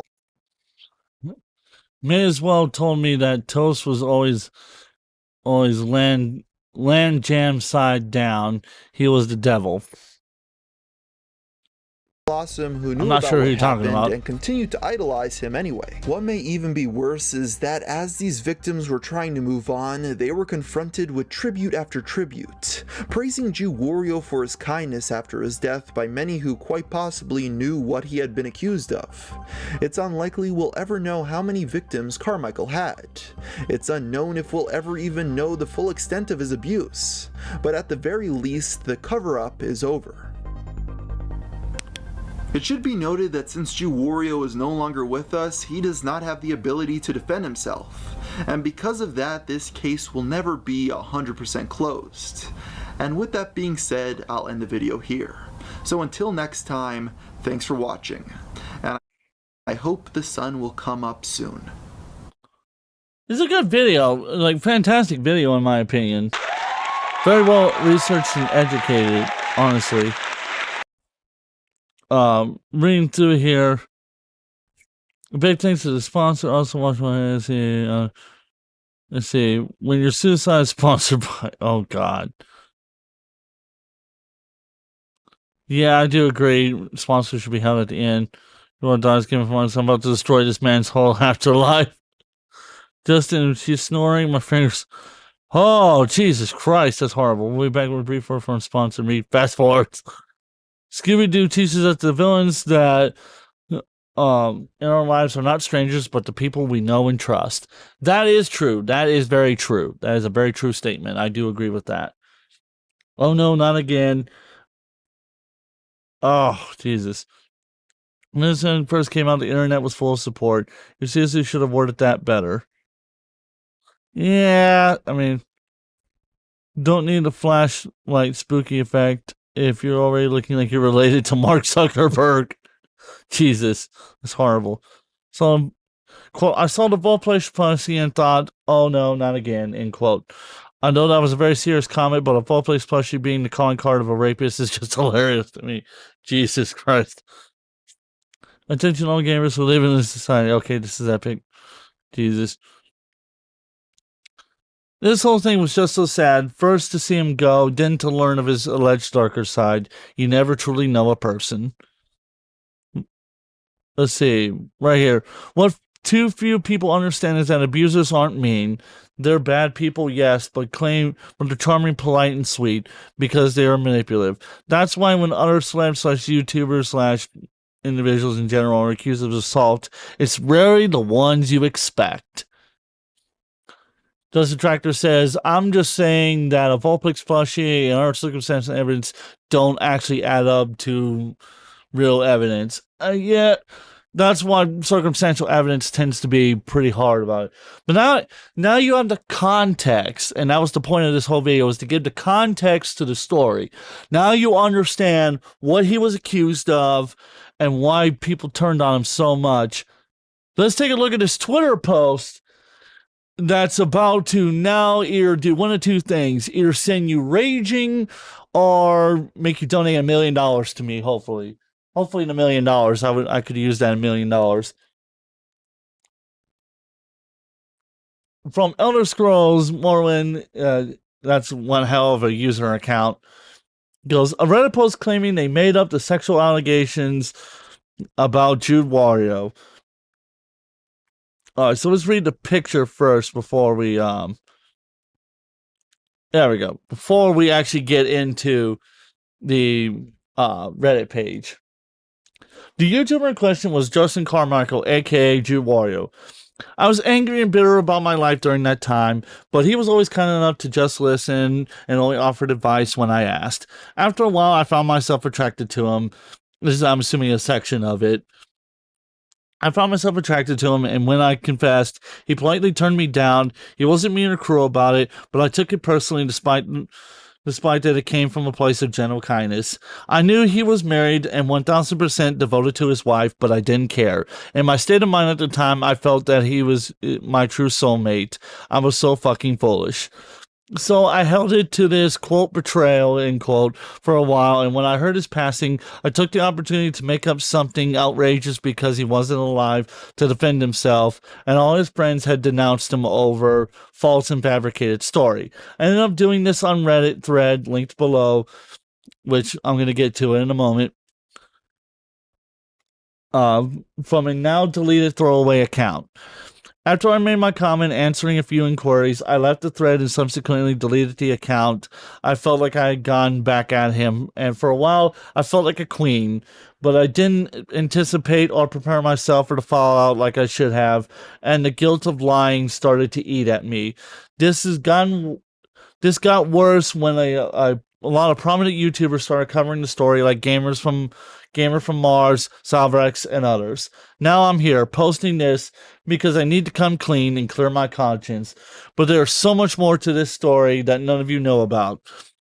I wasn't just some, quote, random fan, end quote, or anything like that. I was a part of the close friend group of another major contributor to the that guy with the glasses channel. I won't say her name because I have a strong feeling this will probably get back to her at some point. But after everything she's done for me, her other friends, in parentheses, we all stuck by her and supported her during her journey. And her other half, I'm beyond caring, being in her, quote, encourage and entourage, end quote, allowing us to interact with a lot of US-based contributors from Channel Awesome, with Justin being one of them. That's how I met him and got to know him and his wife, Jenny. Reading the comments right here. Trying to conceptualize the thought of going crazy because you were rejected by this guy named Jude Wario who looked like this. It goes, and Michael right here say, assuming this post is real and that he actually was innocent, he might be the owner of the most depressing Wikipedia article ever written. Jan says, I was always found it strange that the allegations came after his death. Dude locked himself in the bathroom and blew his head off, clean off. So I always assumed it was true, but he was afraid of being caught. But now there's a possibility it wasn't true. What the fuck was the actual reasoning? Squid goes, considering who's involved, yeah, I wouldn't be surprised after the whole Vic situation with the Funimation problem. Manny goes, what is happening? Is this the month of, quote, the allegations were lies the whole damn time, end quote? Why do I feel like this is one of the girls from the Nostalgic Chick, Lindsay?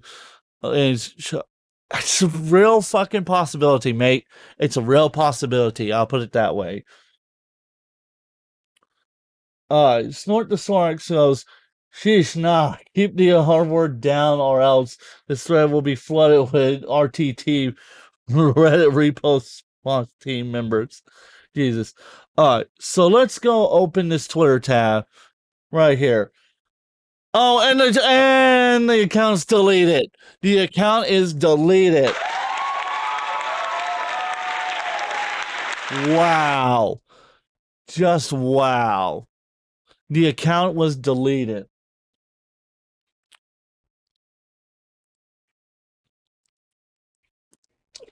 Unbelievable, man. Unbelievable. This is unbelievable. Alright, so let's read the whole thing. Oh, okay, and then we'll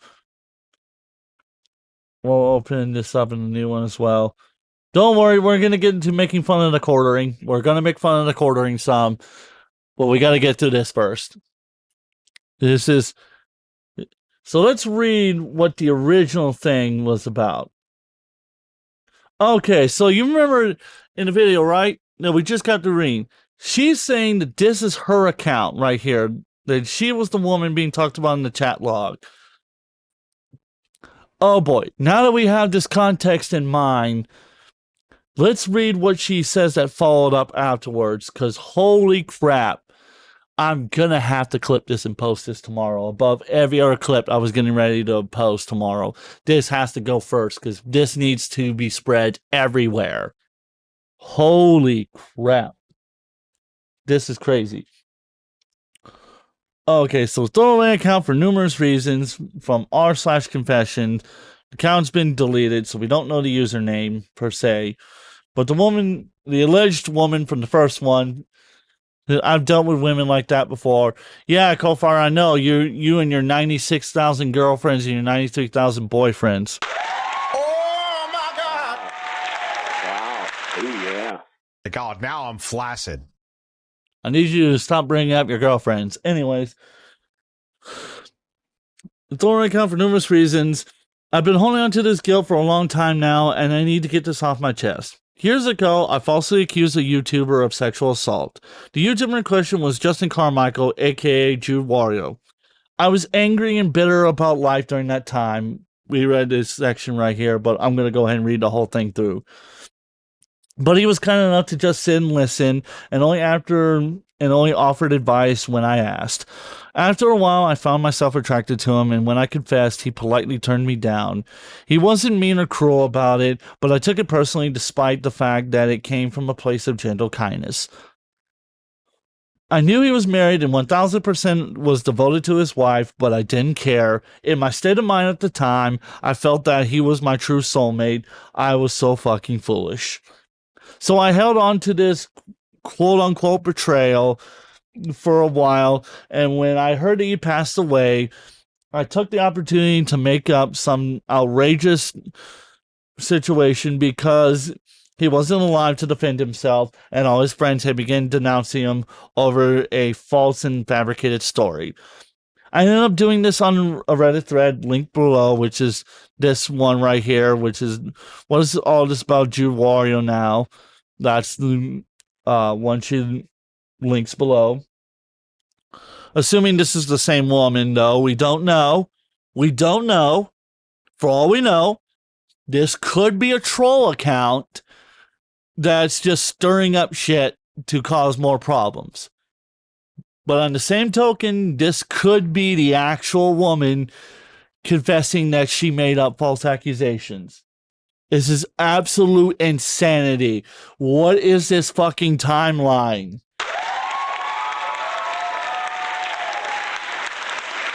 What is this fucking timeline, guys? What the fuck? Let's see. Okay, fabricated story. I ended up doing this on a Reddit thread linked below and from a now deleted throwaway account.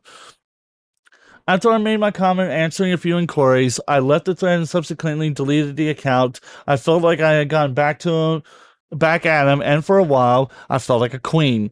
But I didn't anticipate or prepare myself for the fallout like I should have, and the guilt of lying started to eat at me. This got worse when a lot of prominent YouTubers started covering the story, like Gamer from Mars, Sovex, and others. Now here I am, posting this because I need to come clean and clear my conscience, but there's so much more to this story that none of you knew about. I wasn't some random, quote-unquote, random fan or anything. I was a part of the close friend group of another major contributor to Channel Awesome is what I'm going to say.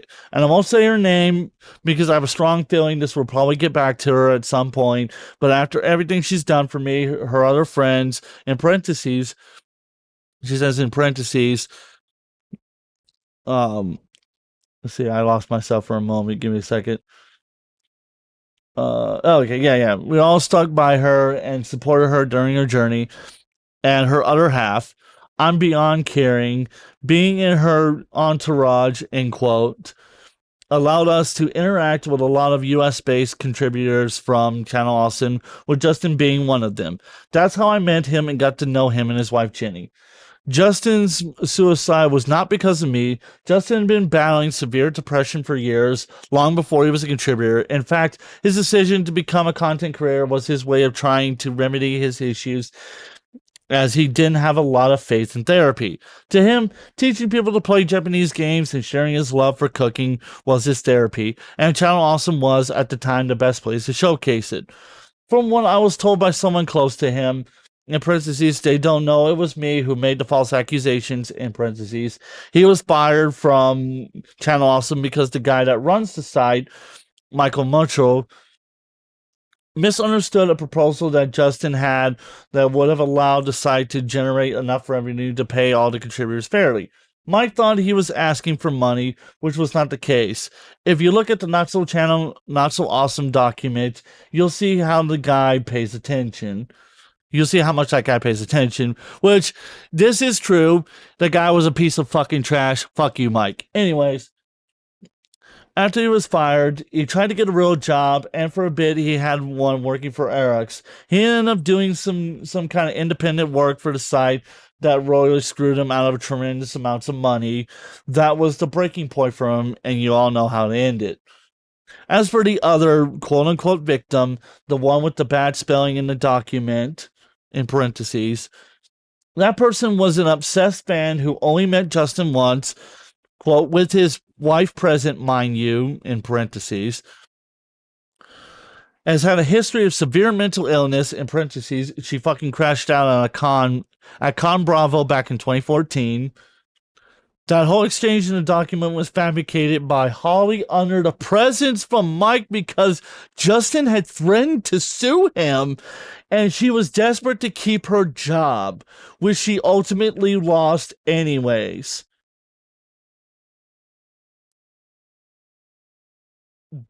Boy, if this is true. Oh my God! Oh my God! Oh my God! Retard alert! Just retard alert! Gotta hit that bell. Oh, I'm so gonna get in trouble on YouTube, but God. Whoa. Holy shit. If that's true, if that is legitimately true. Whoa. Whoa. Man. That's. Oh. Oh no. Oh no. Oh no. Oh. Oh. Oh God. Could an innocent man. Has he actually been innocent the whole time? The whole fucking time? I'm at a loss for words. I'm at a loss for words.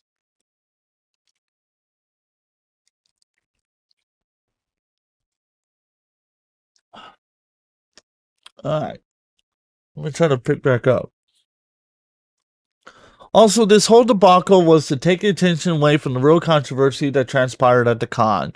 The issue being that the former contributor friend of mine taking two male cosplayers back to her room for a drunken three-way while she was engaged and had to get a Plan B pill the next morning. I would know because I'm the one who drove her to that pharmacy.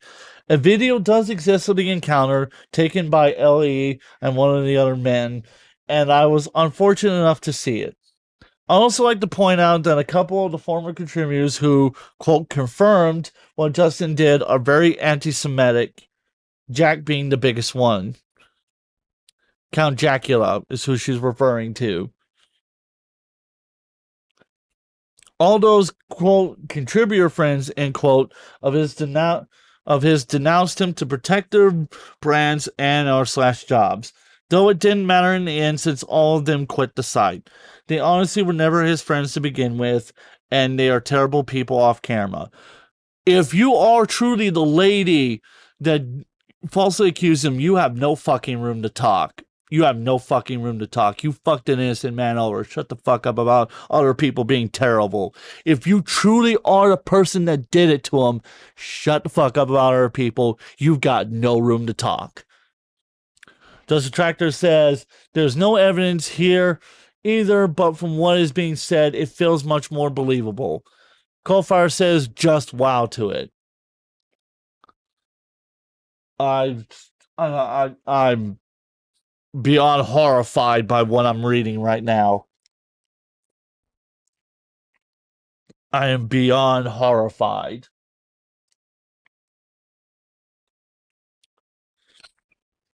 The tea has been spilled and the truth is now out there. To all his fans, I'm truly sorry for what I said. I was a terrible person back then, and while that's no excuse, I know that I am truly sorry for blemishing his name and ruining his reputation. Justin, please forgive me. Here's a link to my old post. Edit.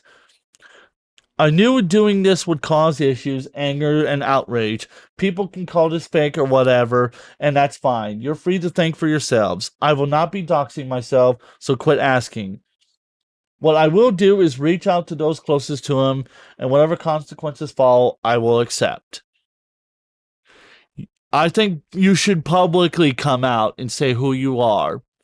Since you accused him of these crimes, you ruined his reputation, and honestly, you say it didn't play a role into it, but let's be fucking honest here. Let's be honest here for a moment. Let me switch over to my talk scene real quick. Let's switch over real quick. Let's be honest here for a moment. Assuming this is the person who did accuse him, right? If this is truly who you say you are, you should make yourself public. You should make your name public. Since you wanted to ruin an innocent man's life, according to your post, you should have to face the public flogging that comes with it.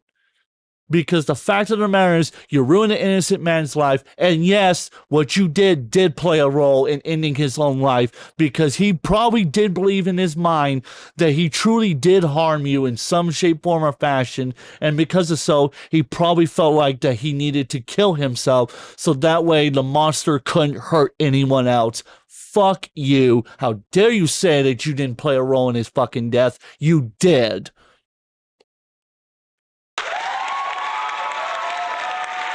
Unfucking believable. The nerve of her to say that. The fucking nerve. That pissed me all the way off. Assuming that this post is true, assuming this is the lady that said it, assuming all of that, right? Assuming this is all true, and that what she's saying is actually the truth. But again, she said she lied before, so why should I believe that she isn't lying now? This is unbelievable. This right here is the reason why real victims will never get the respect that they deserve, will never be properly treated. This is why right here. This is why. Ladies and gentlemen, this is why. And I'm sure right now I've probably pissed off a whole bunch of people who are watching my content right now. Whoever is watching my content. But I'm dead fucking serious. This is why. This right here is why people do not respect victims of sexual assault and violence. This is why. Because now people are going to assume that people like me who say as a victim are fucking lying, and that we are just lying to people to ruin their lives for the fun of it. Unbelievable. Unfucking believable. You guys have no idea how fucking mad I actually am right now reading that.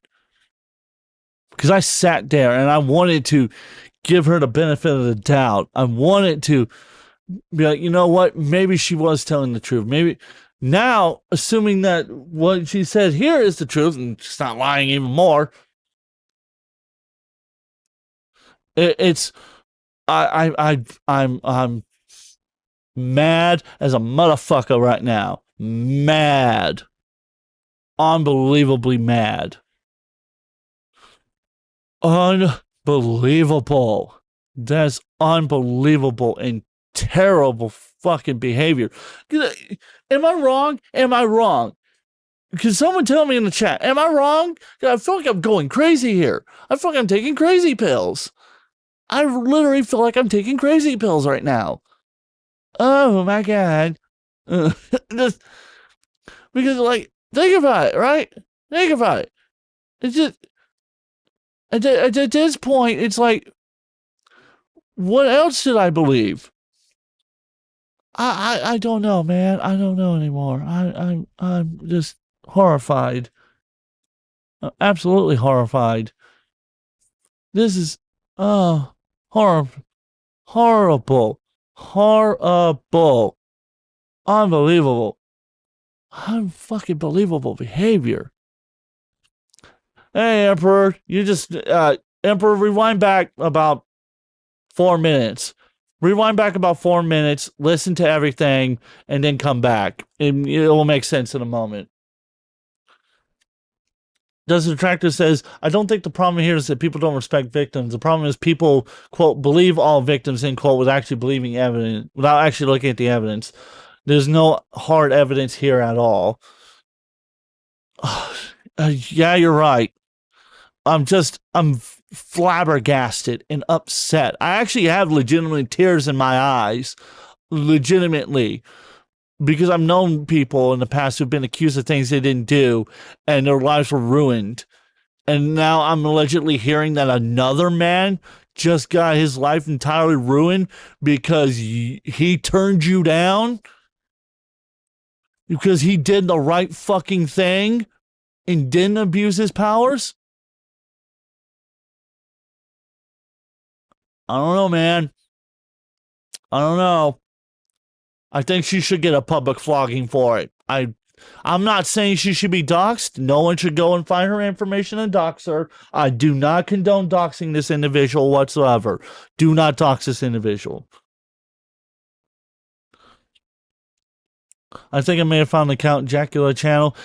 Did you find the video? That's what I'm asking for. Can you find that original video? Because I want to watch the original video. Because holy shit. Just holy shit. Holy Jesus. Fuck me, man. Just fuck. It's like, what do I even say anymore? What can I say? What is there to be said, I guess, at this point? I don't know. I don't know. I'm horrified. I'm horrified. I'm disturbed. I'm upset. I'm angry because an innocent man had his life ruined, allegedly, over petty nonsense. And we're just supposed to sit here and pretend that's okay. And I'm just looking for it now. I appreciate it. I'm just horrified. I don't know anymore, man. I don't know.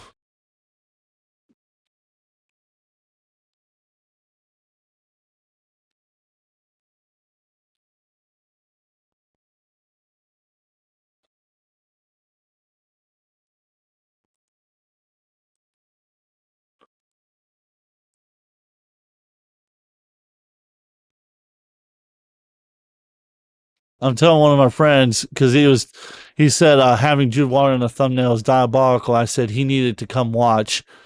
He needs to come watch. He needs to come see it.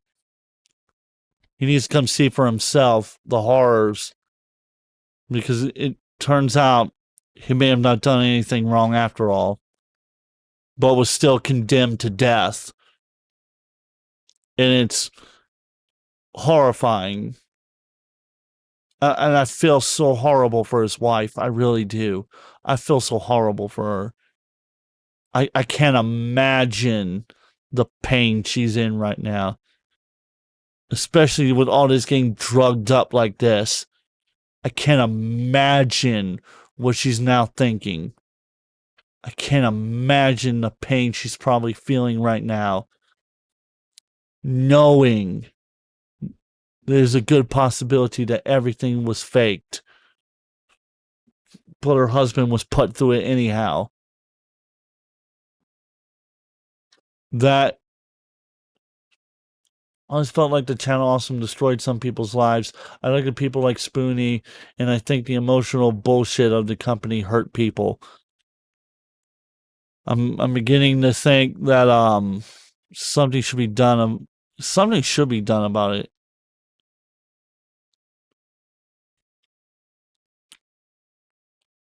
Oh man, I'm just horrified.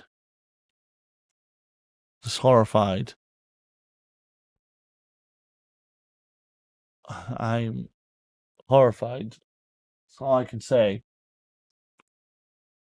Well, ladies and gentlemen, this might sound like a cuckold statement. This might sound like an incel statement. But this is the reason why I don't date. This is why I don't date, period. I just don't interact with people like this. why I don't want to date, why I don't want to be a part of relationships, why I'm try to be as careful as possible when I'm befriending someone who's a female, because I fear something like this happening.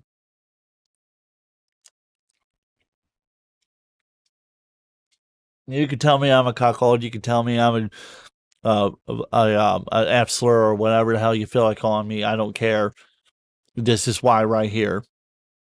This, what happened with him, and what's being alleged here, across the screen, you see right here. All this right here. That's why.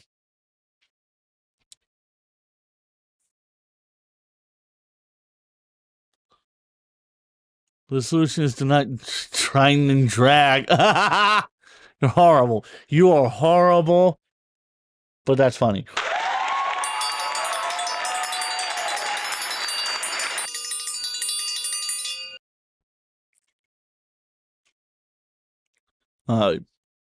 Mr. Silk says, an anonymous confession absolves you of nothing. You continuing to hide in the shadows like a ghoul. Amen.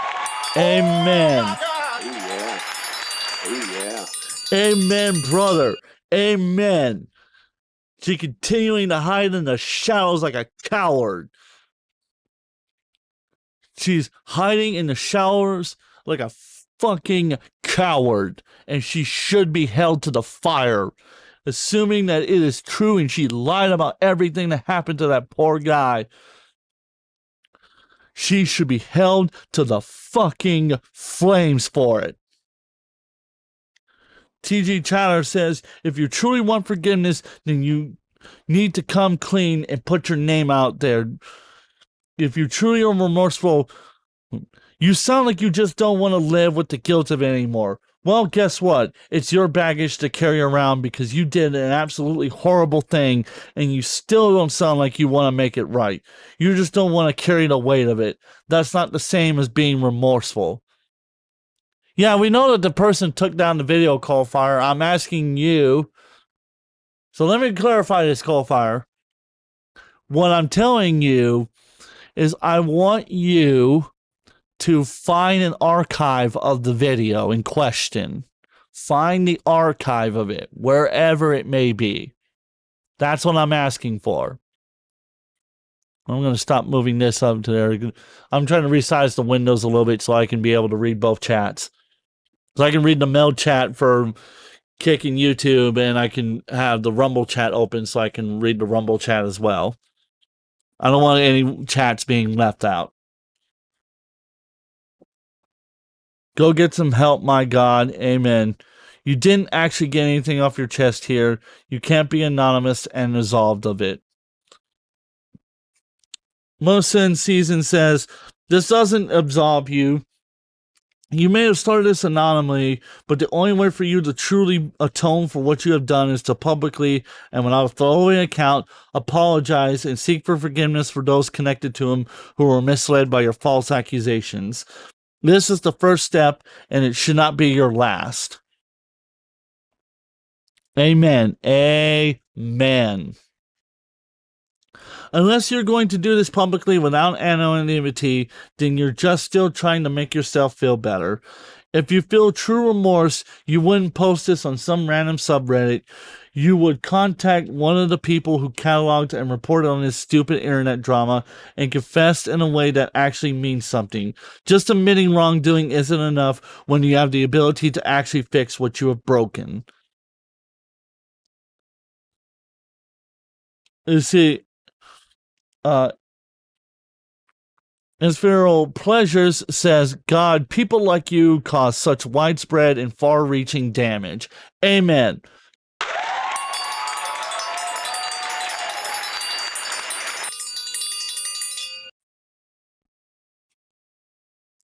Fucking bullshit. This is bullshit behavior.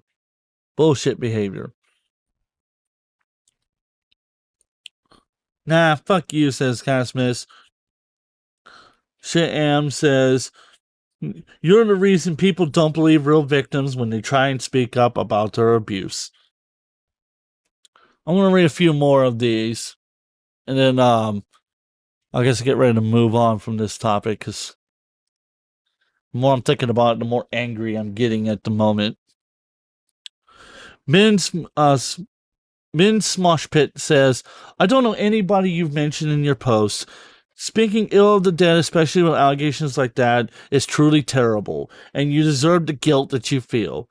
What did you plan on doing to right this wrong besides anonymously admitting to it? Why not give your name so you can take real responsibility for actions as a start? Miserable Funnel says, let me personally thank you for making it even harder for victims of sexual assault to be taken seriously. Also, you're not really setting the record straight or, quote, taking accountability, end quote, are you? You're a random anonymous Reddit account, which, by the way, they deleted the account, too, so that's even better. They deleted the account, so all we have is this. That's fucking lovely. Really taking accountability there, partner, huh? You're some random Reddit account which doesn't account for shit. I don't think you're actually looking for absolution, or if you are, you're profoundly misguided. This feels like a self-punishment ritual, if anything. Regardless of all that, shame on you.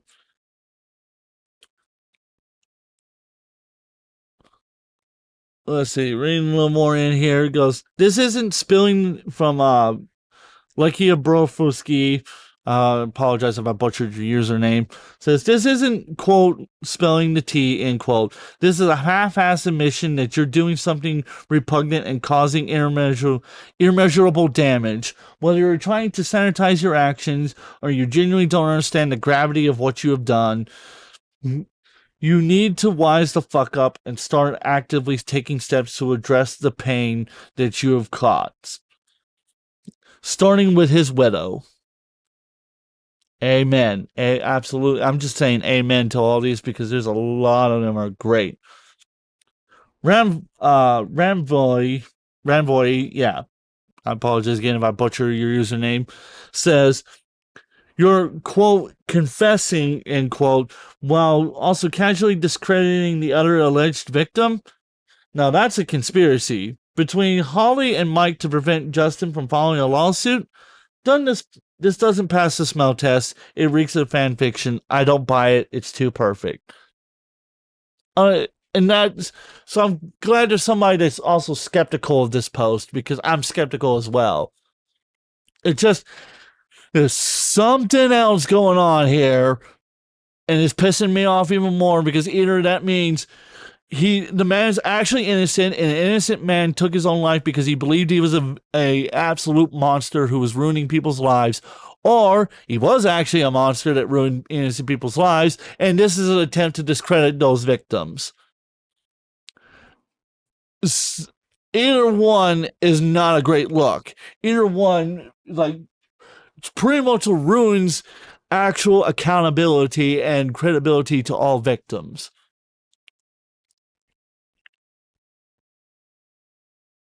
This is unbelievable.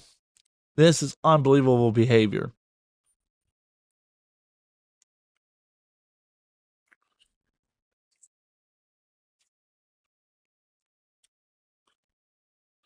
Let's see.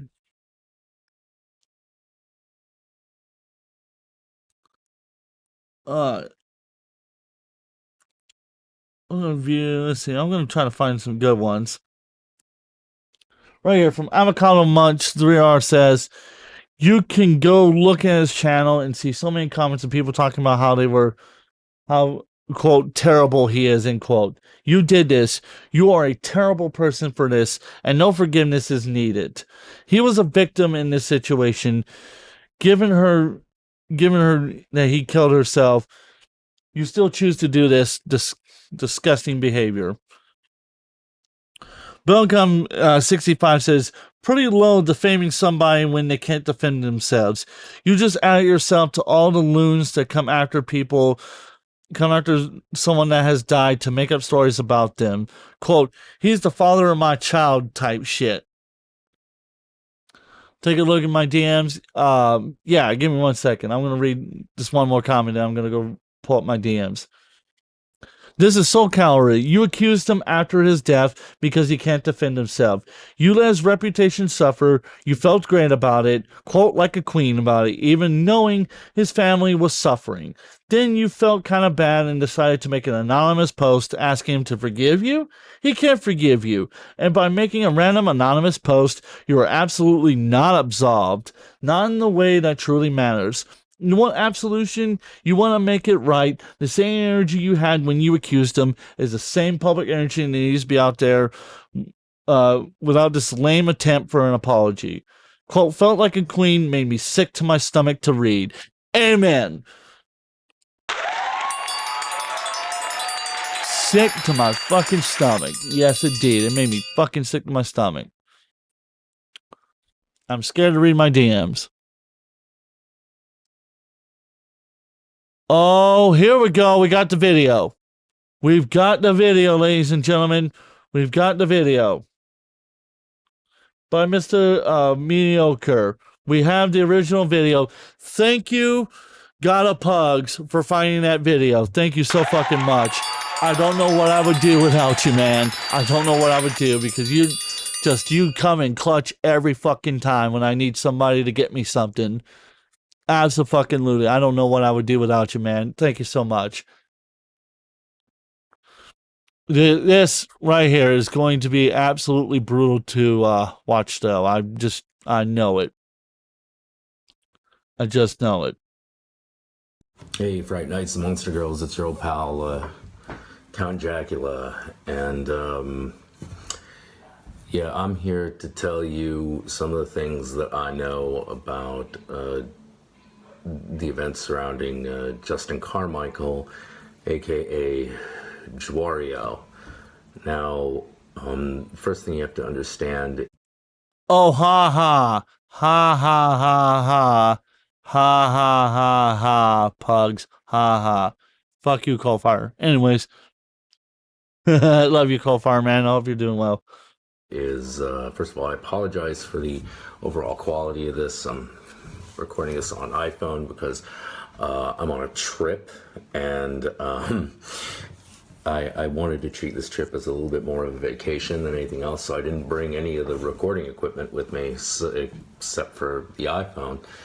And so Let me bring it up just a little bit so you guys can hear it better. A lot of this stuff is coming out now, so I think it's better that I talk about it now rather than later. Otherwise, it's just going to haunt me the entire weekend, and I don't want to ruin my trip as if that actually was any sort of priority.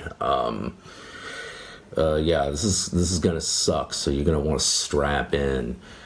It's also gonna get a little graphic, because I feel to really get across what had happened, we have to get a bit graphic. All right, so as a lot of people have suspected, let's start from the beginning. Channel Awesome released a sort of bizarre response to some of the criticisms by putting out this weird forum post. And the first post is a conversation between Mashad, Rob Walker, and Doug Walker about some anonymous member, because they blanked out the name, and about sexual misconduct. And many people have suspected they are talking about Justin Carmichael, or as we know him, Juario. Yeah, that's what I'm thinking, Coalfire. Get to the fucking point. To tell you what I know. Now, a lot of what I know is... Okay, we're gonna do this. I'm sorry, guys, but I need this to go a little faster because holy shit, he's talking really fucking slow, and he's just the thing is he's beating around the goddamn bush, and it's annoying the fuck out of me. He's annoying the absolute fuck out of me. So we're going to speed it up just a little bit, and now we're gonna watch the video. Been told to me by the victim, or at least one of them. And I kind of want to start out by saying I believe them. I don't just believe them because they told me. I believe them because, A, their telling of events is the only version of the events that makes any sense, given what I actually know. What? Okay, that's great. So by that logic, that means if you don't think somebody's telling the truth, even though the truth has been known to be a lot stranger than fiction, that's why science tends to be incredibly weird with how a lot of things work. By that logic, that means if Ted Bundy, for example, told you that he didn't actually murder that woman, even though he murdered that woman, if his version of events sounded plausible to you, you would just believe him. If there was blood on his hands that like absolutely proved he murdered that woman. By that logic, that's exactly what that sounds like. Bruh. Justin the Tractor says, to be honest, I don't know why anyone cares about what he has to say. I didn't even know he existed on Channel Awesome. Well, I'm bringing this up because the point being is that I want to contrast this with what the woman is saying, because he claims that the woman that made those Reddit posts is the one that talked to him. So that's why I want to contradict with what the Reddit post says. Kofar says it's almost like he's trying to lie about something. Yeah, that's what I'm wondering. That's what I'm wondering as well.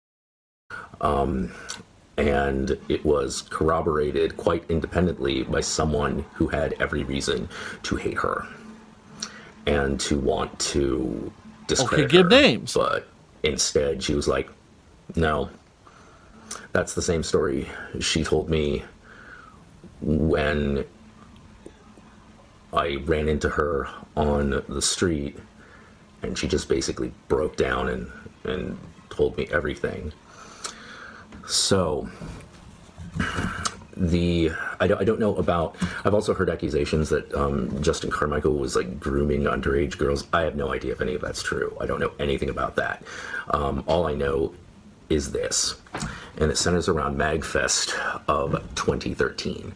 And you'll notice that the time date stamp of this event, as you know, from the chat logs of Chill Awesome, correspond to just the week after this MagFest. This MagFest is also the last time I ever saw Justin Carmichael alive.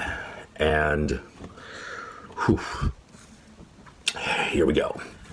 So, apparently on the Saturday night of... Okay, I gotta stop for a moment. This is annoying the fuck out of me.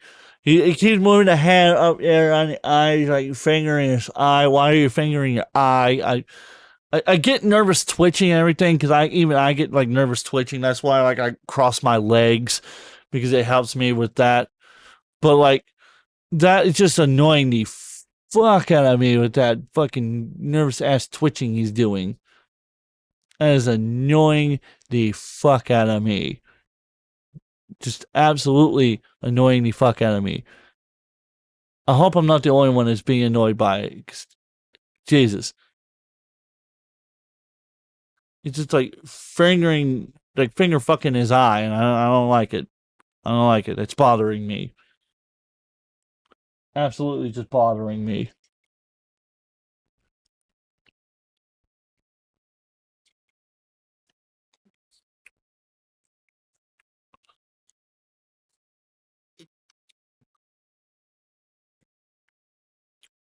Holy shit. This is fucking annoying the fuck out of me. It feels like he's constantly thinking about what he has to say when he wants to say like a liar would. That's why, like, the nervous twitching is what's bothering me. Well, let's continue. This MagFest. This person I know is going to remain anonymous. Oh, we're going to remain anonymous. Okay. Got way too drunk. As she kind of did during that period of time. And Coalfire right here says it right here perfectly. Look at Star Trek. It's science fiction, but a lot of the technology has been made. Yes, it's very much so true. A lot of stuff in Star Trek that was considered would have even like a lot of the technology we have now, like right now, the ability for me to live stream to you guys off of a freaking laptop and a phone for a camera, live streaming to you on even the shittiest of internet connections and everything. The fact of the matter is, all this, even like 10 years ago, was considered insane. 20 years ago, if you had came to me when I was 7 years old and told me that in 20 years from that point, I was going to be making content like this, I was going to be a live streamer, and not a big live streamer, but I was going to be known, and people would come and watch the content and would comment and do this and that and the other, I would have told you that I thought you were insane. That's why I say truth is truly stranger than fiction. It's always been stranger than fiction. I mean, literally, there's a great YouTube series about some of the darkest points of humanity and crimes and whatnot called Seriously Strange, that points out the world is truly seriously strange.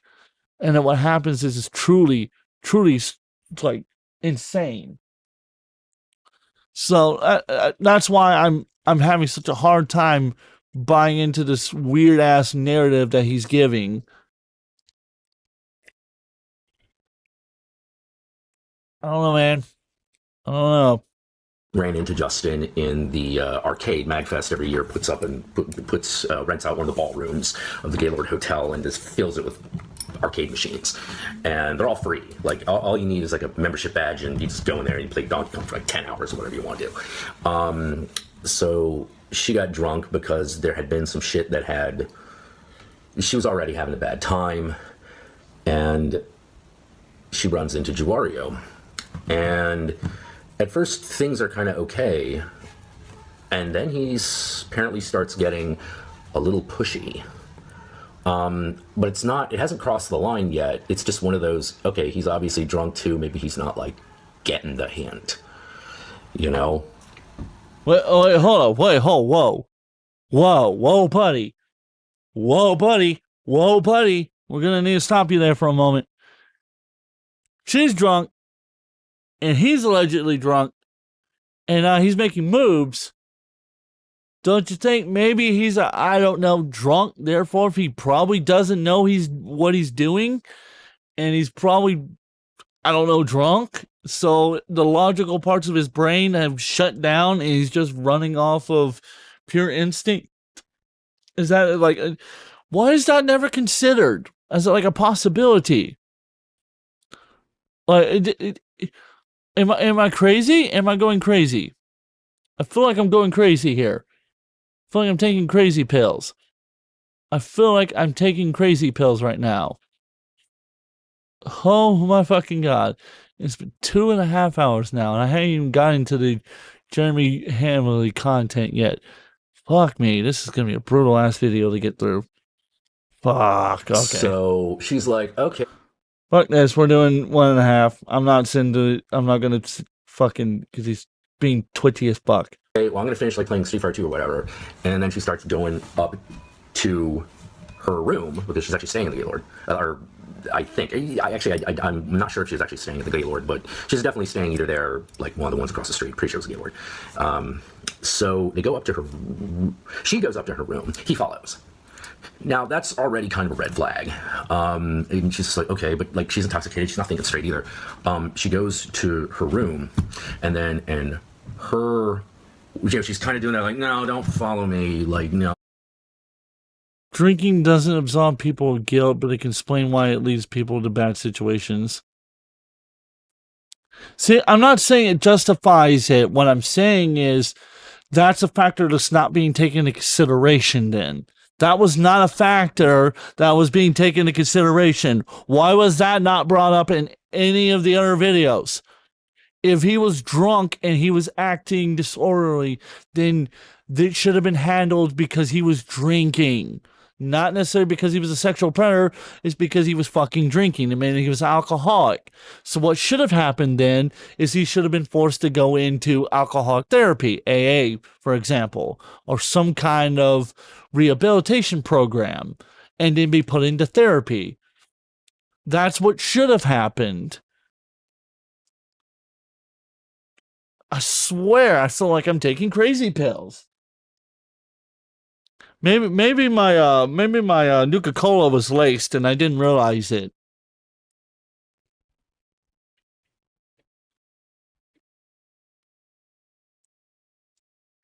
Oh, no, I'm okay. And he's being like, well, I want to make sure that you're safe. I want to make sure everything's okay, blah, blah, blah. And so he hasn't really done anything worth giving him the fuck you. Just... Give him the fuck it's you? just uncomfortable. What does that mean? He's kind of chopping up to just, like, being drunk and awkward. Like, this isn't, like, hell-worthy. This is just, ooh, this is a little cringe-worthy. That's about to change. Okay, so she gets into her room. She walks through the door. Immediately fucking just... trips over a table, passes out on the floor. Now here's where it gets graphic. So strap in. So she wakes up and she realizes that someone is naked next to her. And this is her tale of events. Someone naked next to her have their fingers in her vagina. She starts to realize what's going on. It's just like, why?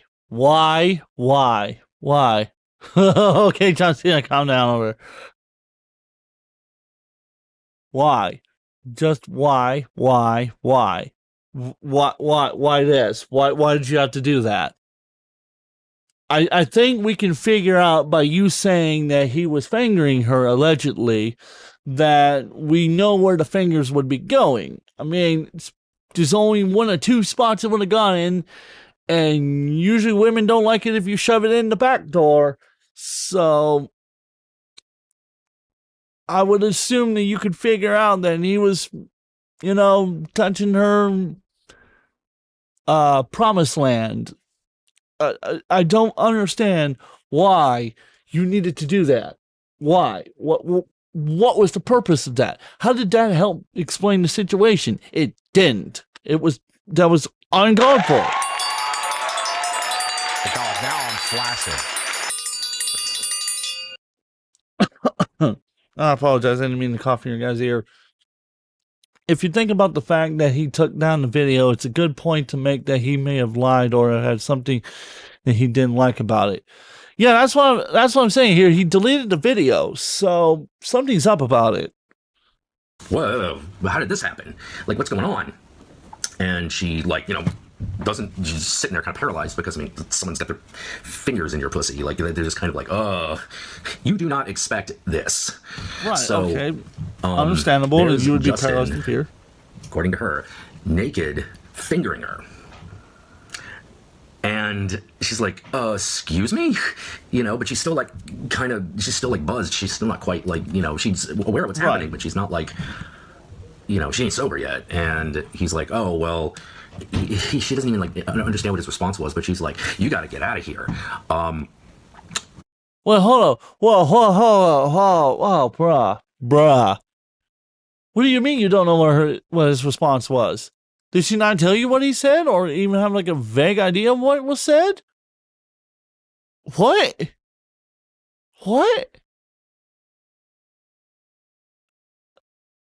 This is God. I thought I made terrible fucking exposed videos and everything. I thought my content was bad. I thought I made slop content. Man, I look like a king next to him.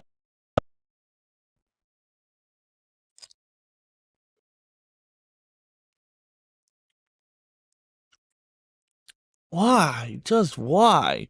What was the purpose of that?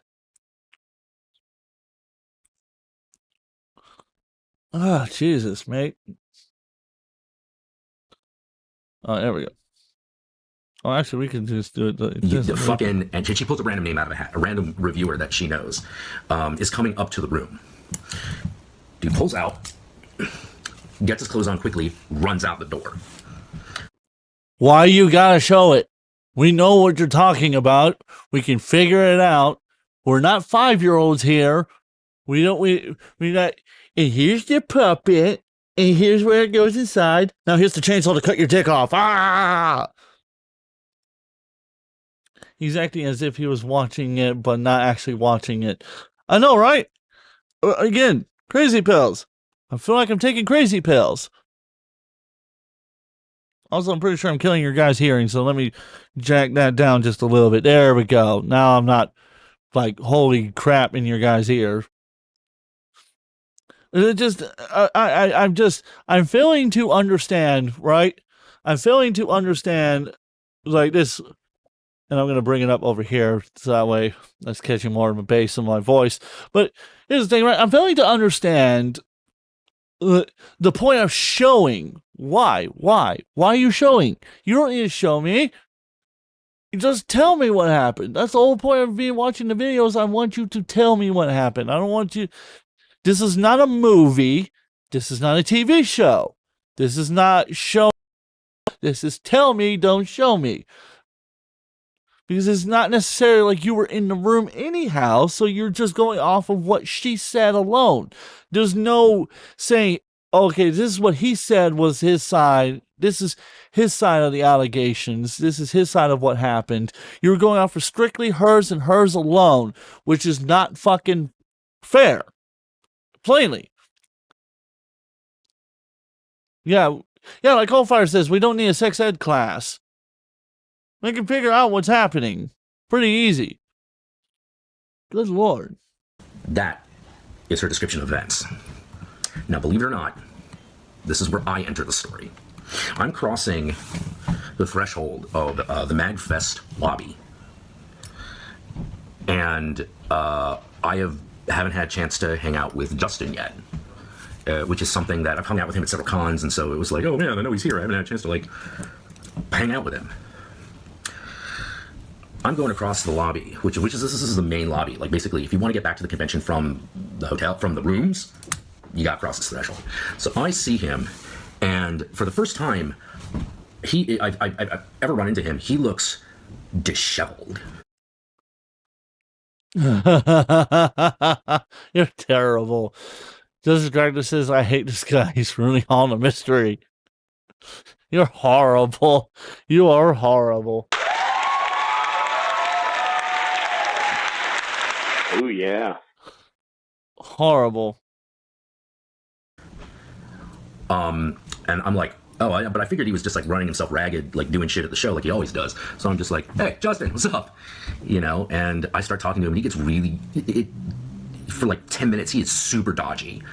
And I'm just sort of like, what the fuck happened? The fuck is going on? You know, like, he's probably just like exhausted. And I talked to him for about 30 minutes. I smoked a couple cigarettes, you know, and I'm like, hey man, you know, I'm sorry we didn't do that crossover, because we had to cancel crossover we were going to do, because it just wasn't time. I'd actually been bugging him the entire convention. Hey, do you want to do that thing? Do you want to do that thing? Do you want to do that thing? But it was just like, this just wasn't time for it. And he was like, I'm sorry. And I'm like, don't worry about it, man. It's fine. There'll be other conventions. Wah, wah, wah. Little did I know, there wouldn't be. And when we got back from MagFest a week later, he left the site. Now, this is also when he was telling me the story of the Retroware guys and how he was hanging out with them. I don't think they had anything to do with it. The only thing that I know about him hanging out with the Retroware guys is indeed he and them got loaded. So, that's... and of course, a year after that, killed himself. Now, I don't know... I can't prove... and the only part of that story that I can prove is the minute I run into him. Well, here's the thing. These rumors have been going... I'd heard this rumor for a while, but it what? This is detracting this Count Jacula with, bro, I would dodge you too. You're annoying as shit. Oh my God! Damn. Felt it and gay. He's felt it. He's gay. Go far with 100% agree. Damn. Horrible. Both of you. so fucking fantastical, like, oh, Justin raped 50 people. Excuse me? You know, like, Justin raped 50 people, and, you know, Channel Awesome's covering it up. I'm like, I don't think Channel Awesome's I don't think they can. That's a lot of people. And there were a whole bunch of people coming out of the woodwork, like, this kind of, like, backhandedly accusing him. So I started digging, because I was like, and this was, like, a lot of this was starting to come out right after he committed suicide. Hold on. I'm sorry. My brain farted out for a second, and it just came back online. Logic.exe broke down, and I had to reboot it. All right. He just said that apparently, according to him, and based on his research, Justin raped 50 people? Fine. There's only 2 victims. There's only 2 victims we've read about, allegedly, and apparently both of them are fake, allegedly.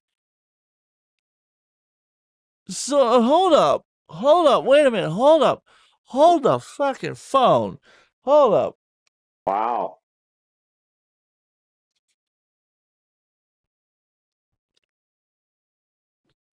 Where the hell did the other 48 come from? Did I miss something? Guys in the chat, let me know if I missed something. I must have fucking missed something. Holy shit. I must be missing something because I just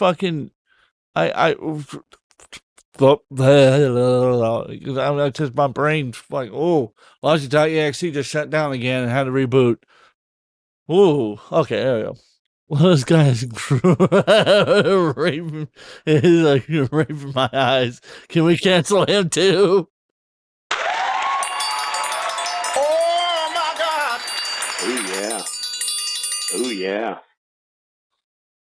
I mean, He's gay! Breasts. He's gay! Breasts. Breasts. He's Breasts. gay! Breasts. there you go. Hopefully that made you feel better. So I was like, excuse me? Like, why is this coming up now? What's going on? So I started digging. I didn't even know that I knew one of the victims until 3 years later. But while I was doing while I was investigating, because that's something I do, I started asking some questions, start getting some names, start figuring out what the supposed sequence of events is, and I was stonewalled by Holly. She told me to stop. Now, I wasn't with Channel Awesome at the time. This is before I got hired onto the site. But she was like, I want you to stop asking. And I'm like, okay. And why? And Holly's like, well, I just think it would be better for everybody. And I'm like, all right, but do me a favor. Just one more question. Is there an accuser? Is there actually an accuser? I feel like he's trying to audition to be the next Heath Ledger Joker. I believe that. God damn, what was the line? I believe that what doesn't kill you simply makes you a stranger.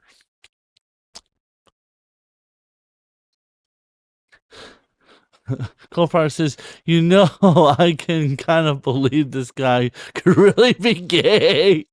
Damn. Justin Retractor says, good job investigating, dude. HR got you doing it.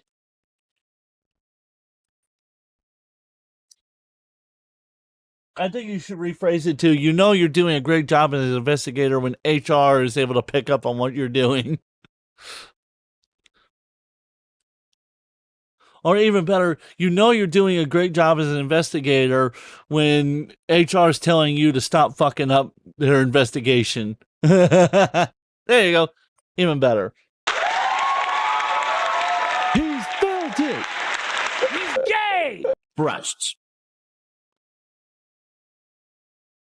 All right, let's continue with the video. And she's like, well, even if I knew, I wouldn't tell you. And I'm like, okay, well, and I name a few people, get some interesting reactions. Now, this is all over Skype. But sometimes even over Skype, you can do that thing where you're gauging someone's reaction to a specific name by what they say next. You're like, but What the fuck was that?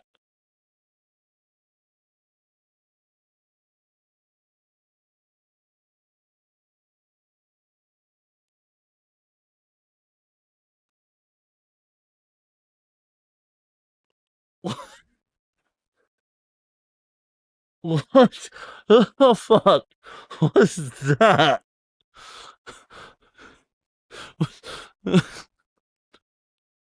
What the fuck was that? I'm watching the replay. And my eyes can't believe what I just witnessed. He's a fucking like,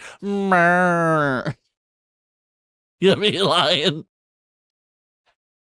Yeah. What the fuck was that? What was that? That's memeable as fuck. I'm gonna clip that shit later. Like, what the fuck? Who the fuck does that shit? The qualifier says, "Who the fuck does that shit?" Justin Tractor goes, was that his own noise in bed? Oh my God! Right.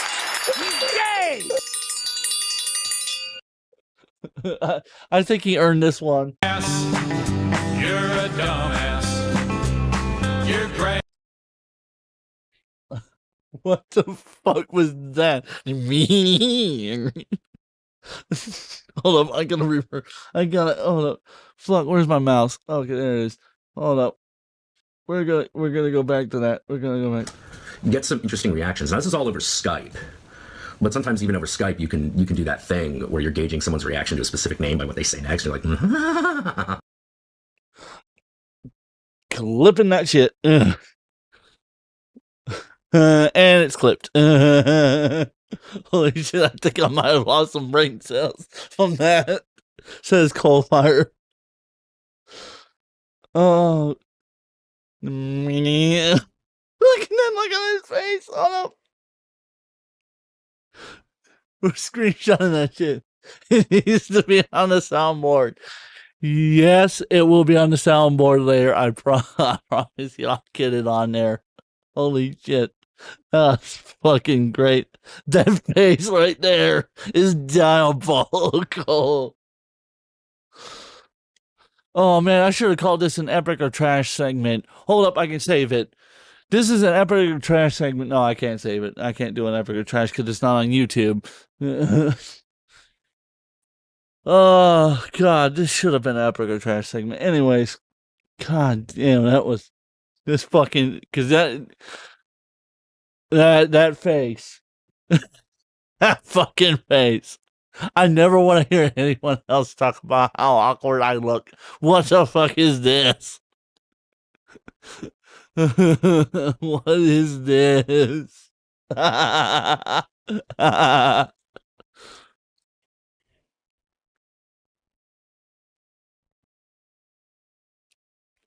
Oh God, what is this? but then I was begged specifically to not ask. Oh, you were And begged. I lost contact with the person in question, so I kind of stopped. Now, here's the thing. If you, Make sure have, that is the if you Discord don't know that there's soundboard, even too. an accuser, you got a habeas corpus problem. Because did a crime even happen? You know, because this isn't just about like, this isn't even who he said, she said at this point. This is everyone, people, Justin Carmichael's being accused, but we don't know who's actually making the accusation. It's just rumor. And I dug and I dug and I dug and I frustrated myself and I couldn't find anything. And so at the end of the day, I concluded that it probably didn't happen. 3 years pass. And just to the tractor says, YouTube, I want to report this man. He makes me feel uncomfy. He's violating you with those eyes.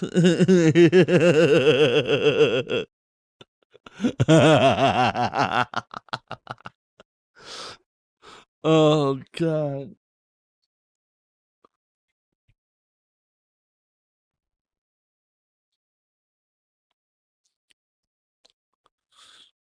Oh, Jesus. It was 3, 4, 4, 4, 4. Yeah, 3 years pass. 3 years and change pass. Oh, shit, and man. How do we know this guy's not random protecting at this point? encounter that okay, so there was I got added randomly to a Facebook group that was kind of To read it out, Coalfire said earlier, make sure to add that sound to the Discord soundboard too. And then he follows up with, no shit, man. How do we know this guy's not projecting at this point? I mean, you know?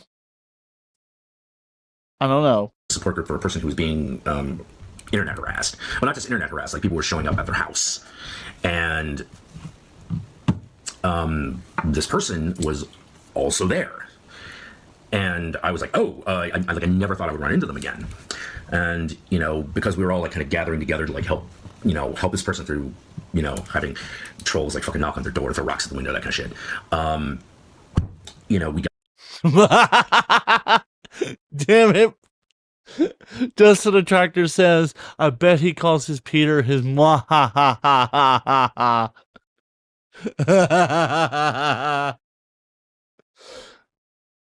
What the fuck, man? Says Coalfire.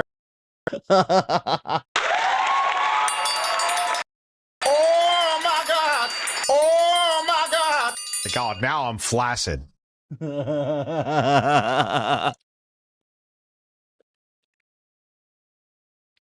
I like how we've gone from being very serious and taking allegations very serious and talking about the subject in a very serious manner to now just making fun of this guy. We reconnected a little bit, and realizing that this was probably the best time I was ever going to be able to ask the question. I like, look, this is probably gonna be real unpleasant because it's unpleasant.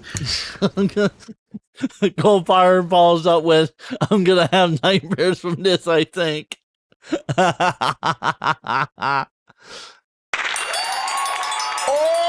God! Wow. Oh yeah.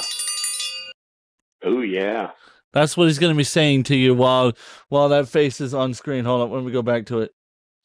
Let me go back to it. Hold up.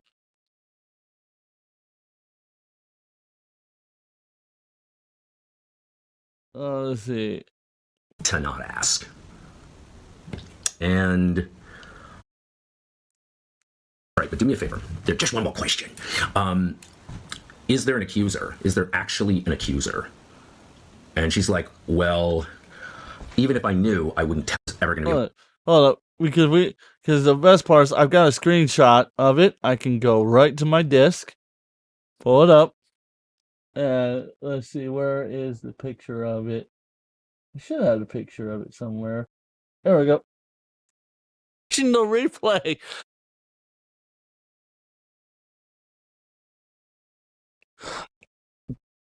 No replay. Oh yeah, that face right there is gonna haunt Coalfire for the rest of his life. Right there, that face right there. Just remember, Coalfire. That's what's gonna be greeting you in your dreams, Coalfire.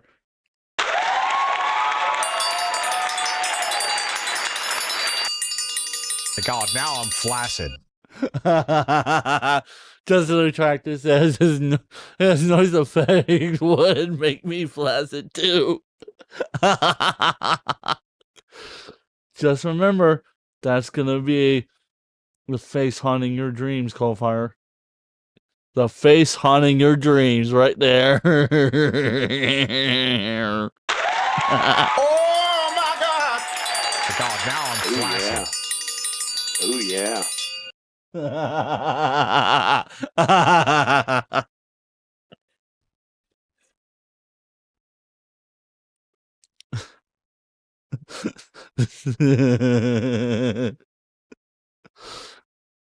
Oh God. All right. We can click that there, and let's get back to the video. I feel violated now, says Coalfire. To ask the question. I like, look, this is probably gonna be real unpleasant because it's unpleasant. The Justin thing, what the fuck was that about? And that's when the floodgates open. That's when I get that recollection of it, that version of events. That was way more than I was expecting. So I cross-referenced it with a bunch of other people that I knew, who knew them, and they're all like, that is the same tale that she told me 6 months ago when she was heavily intoxicated. Now, I don't know if you understand anything about people who are drunk, but it's pretty hard for a drunk person to keep a consistent story, let alone across several months, let alone to be able to pick out very bizarre details. every story has a kind of bizarre detail that just makes it really weird, but you remember it. And this one, it was, of all things, a Vulpix stuffy. Earlier during the convention, Justin Carmichael had a Vulpix. Justin Tractor says, I think we may have accidentally confused Wario for this guy. He's verbally violating all of us. Oh my God! Oh, yeah. Just remember, Call Fire, from now on, every time you talk about that clip about how I wanted to eat ass, I'm going to send you a picture of his face doing in the video of him doing them. I'm going to send it to you every fucking time. Just remember, payback's a bitch. Payback's a bitch.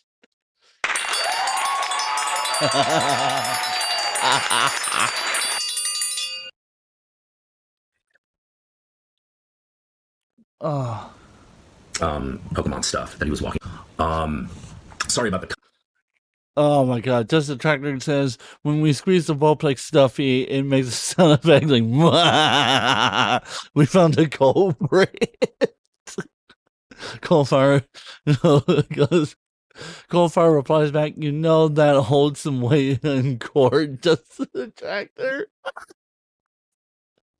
There, I accidentally said their name, and no, you don't get to know who it is. I'm sorry.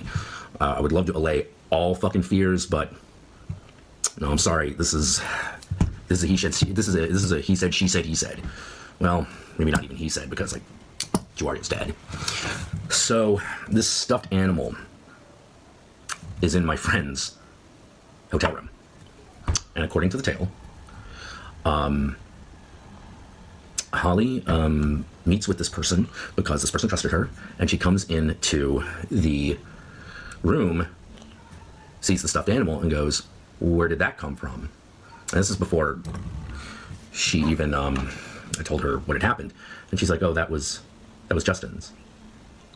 To which Holly apparently allegedly says, "Oh no, not again."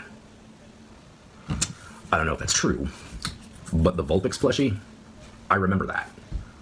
I remember that thing. He was walking around with it the entire MagFest. Now, there were one of the other things that you have to understand is that MagFest 2013 was a shit show. It was a shit show for the reviewerverse. RTV shut down, or basically RTV had an exodus, much like fucking Channel Awesome's having an exodus now, over some similar things. And so there were all these fucking stories like flying around about what had happened, you know, and a lot of things involved the usual suspects and some people you probably don't know. But that's a tale for a different time. Suffice it to say that all this shit went down in a single night. Like it was like it was like a fucking Holocaust. You know, Holocaust probably going. It was like a nuclear bomb going off, and so there's a lot of confusion as to what's happening and where and what, and you know what. And at the end of the day, there was no proof, which is why I didn't say anything for a long time. So Justin the Tractor says no one gives a shit about this plushie.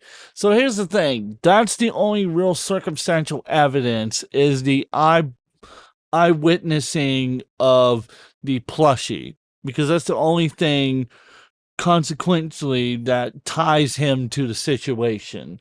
That's why people are fixated on the plushie portion, is because that's the weird detail that exposes him, essentially. So that's why people are so heavily focusing on the plushie. Make sense now? What was I supposed to do? You know, I defended Justin for about 3 years. Very, very, very vehemently. I got very angry at this one person, I believe her name was... Coalfire says, I bet this guy thinks he's the plushie. Oh my God! Oh, yeah. Wow. God, now I'm flaccid. Misha Mayhem. It's I only really knew her through Twitter. And she didn't have any proof either, but at the end of the day, for whatever reason, I think she was right. I I believe that this happened. It's It's the only story that fits. Can I see Justin as a person who could have done this? Yeah. Yeah, I can. Yeah, I can. Some people carry a lot of darkness in them. All right. I thought with Justin it was just depression until I hear this story. Because, Giorgio rapes someone. That sounds ridiculous. But you hear, gets drunk, fingers someone, and runs away.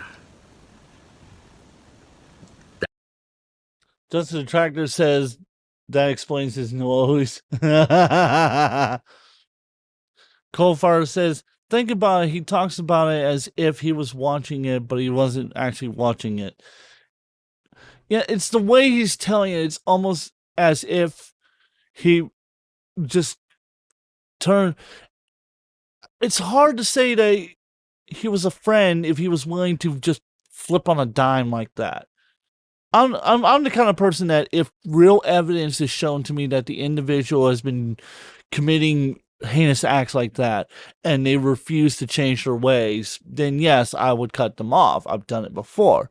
However, I don't just cut somebody off because somebody told me. I need evidence, actual evidence and proof that the individual did what you're saying they did. Which is why I've had beef with so many different people.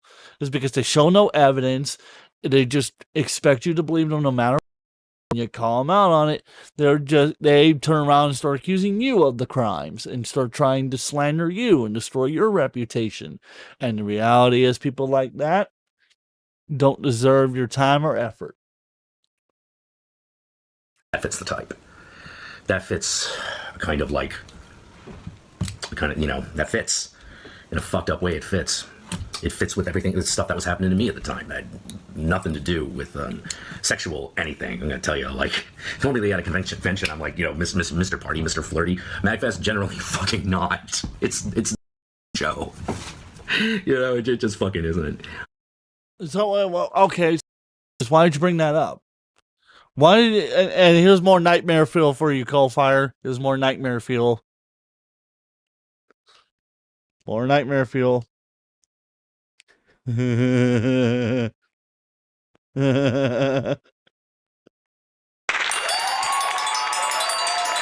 the Tractor says, a very known dummy that we know very often says, quote, just trust me, bro, end quote. Very much so true. That's often what happens. And so my point being is that let's go back to what was said at the Reddit page. The lady's claiming that she made all this up, but you got this claiming that it's true, right? And my point being, the video was also deleted, so we had to find an archive of on BitChute. And the point being is that I think this should stand as testimony that more than likely Justin Carmichael actually was innocent. That he actually was innocent. And then an innocent man was accused of things that he didn't do. And now, or at the very least, if you really still want to believe he's guilty, that the story we're hearing here was false and was made up to spite him. It's not unreasonable to say there's a good possibility he may have sexually assaulted someone. If he was a heavy drinker like they're claiming he is, there is a good possibility that could have happened. However, they have not shown me any evidence of him being a heavy drinker. No police reports, no medical records, no other eyewitness accounts. This is it. This is the only thing we have. So, I just don't know, man. Coalfire says, I hate to say this, but most of the to me like this guy's just trying to still beat a dead horse. Now this, like I said, this video was deleted off of YouTube. And when was it posted? 4 years ago. And originally was posted on March 4th. No, not March. Would have been January, February, March, April, May. Okay, so it would have been April of 2018. And this is apparently part 2. So there was a part 1 that we're missing. And that's fucking wild ass shit right there that they've been posting up on here. The hooker with a heart of gold. That's wild as hell. Justin the Tractor says the whole allegation seems to have been a big nothing burger after all. That's what I'm suspecting here. I'm going to send all these pictures to Call Fire tonight. Just so that way he won't be able to sleep again. You know, like how to put it, man. Like, we're all nerds, but some groups are way nerdier than others. Okay, but what does being nerdy got to do with anything? You are talking about very serious allegations, and you're giggling about nerdy people? What relevance does that have? What relevance? Bruh. That's about Pete nerd, man. That's like classic afraid of sex nerd. It's great. So Justin the Tractor says, from what I can understand, the part 2 is just Count Dracula side of the story. Okay. You know, especially among the reviewerverse. I'm like, man, there's an asexual group. Yeah, I don't know why I was like, oh, these people had nothing in common with them. But yeah, it's just me like making comedy to Jesus fucking Christ, man. Finding out this story. Now, granted, can I prove any of this? Of course not. Of course I can't. Do I believe it? You bet your fucking ass I believe it. I believe it. Without proof? It ain't always the fucking creep with the knife. It's usually someone you trust. Someone who looks trustworthy. Someone who behaves trustworthy. Someone everybody likes.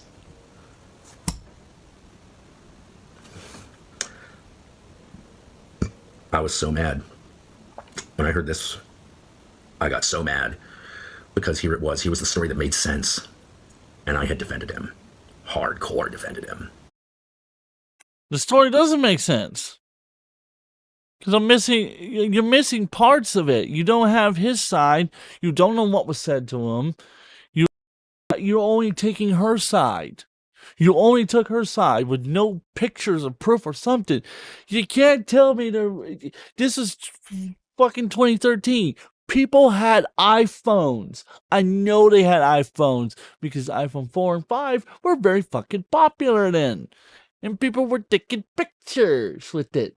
Android was even more popular back then. And you could take pictures with it. So you tell me nobody took a fucking picture of the thing? Yes, this is still at 1.5 speed, Coal Fire. This is at 1.5 speed. Yeah, holy shit, that's how slow he fucking talks. And now I was discovering I'm probably wrong. He probably did do this.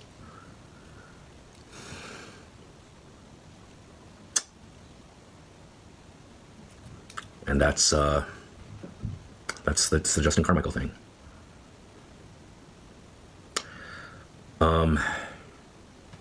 Apparently Mike, Doug, Rob, and Holly all knew. They kept it quiet for the sake of the victims. I hope that's why they did it. You know, but I'm not necessarily involved. I got real. He's talking like a normal person at that speed. Yeah. Mad at Holly in retrospect because one of the things she kept doing is like, oh, if anything had happened, I would have said something. I'm a rape victim too. Why would I ever cover anything like this up? And we're done. I can't take any more. Holy shit, that was. No, but let's just oppose that with this right here. Let's find the thing. Let's see. Yeah, the suicide was totally because of you. Let's see. Okay, so here's the section. Here's the section I want to juxtapose the video with right here. So the whole debacle was taking the attention away from the real controversy that transpired at the con. The issue being that the former contributor friend of mine was taking two male cosplayers back to her room for a drunken three-way while she engaged and had a Plan B pill protection the next morning. I would know because I was the one that drove her to the pharmacy. A video does exist at the counter that was taken by Ellie and one of the other men involved. in parentheses, I should say, and I was unfortunate enough to see it. I also like to point out that a couple of the former contributors who quote-unquote confirmed it, what Justin did, are very anti-Semitic. Jack being the biggest of all of them. This is the Jack she's talking about right here. That it's the only Jack in the whole situation that she could be talking about. So clearly, according to this post, he made this whole fucking thing up. He lied the whole fucking time and made a noise. Wish I could go back and fucking play that. Holy shit.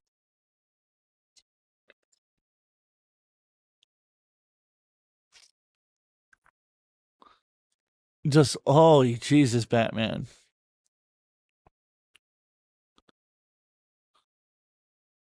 Lindsay Ellis, I guess. So Gonapug says, Ellie as in Lindsay Ellis, I guess is who she must be referring to.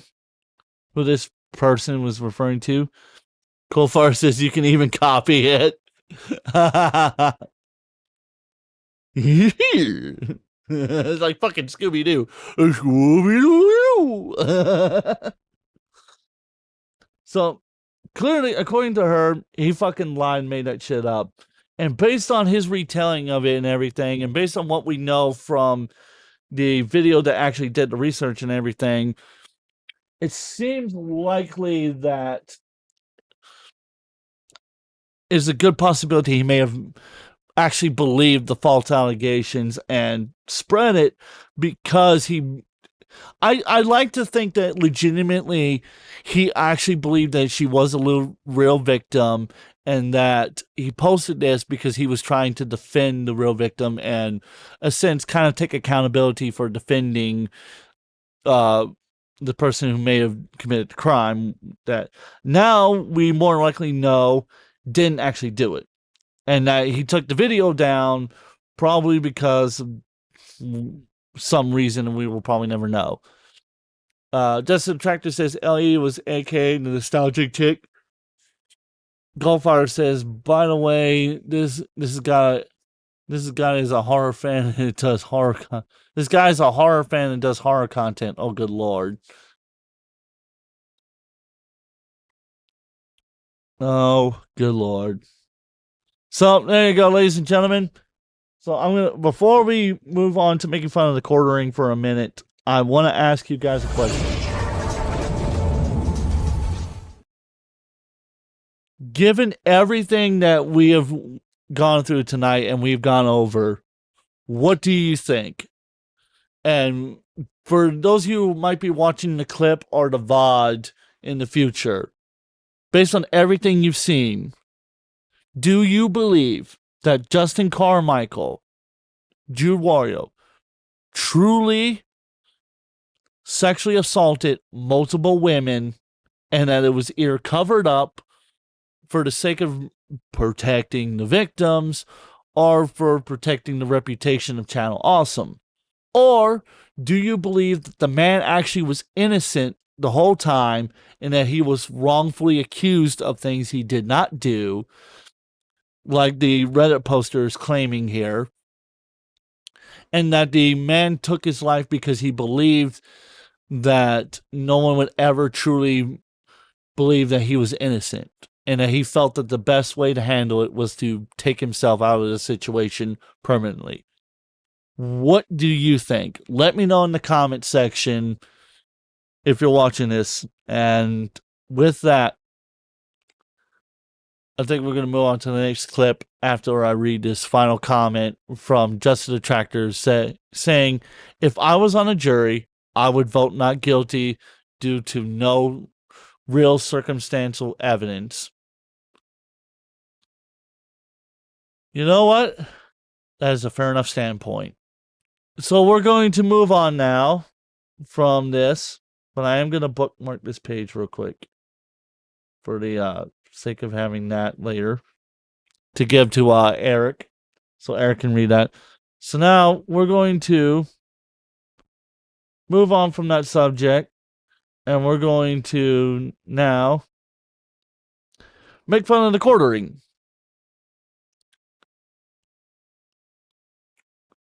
Goldfire says if he was on the jury, he would not vote guilty as well. Heading off to bed.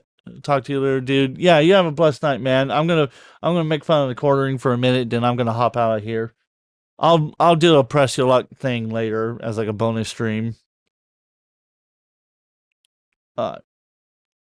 So the quartering has now got himself in more trouble again. As per usual, this guy can't stop getting himself in trouble. My God, he just won't stop.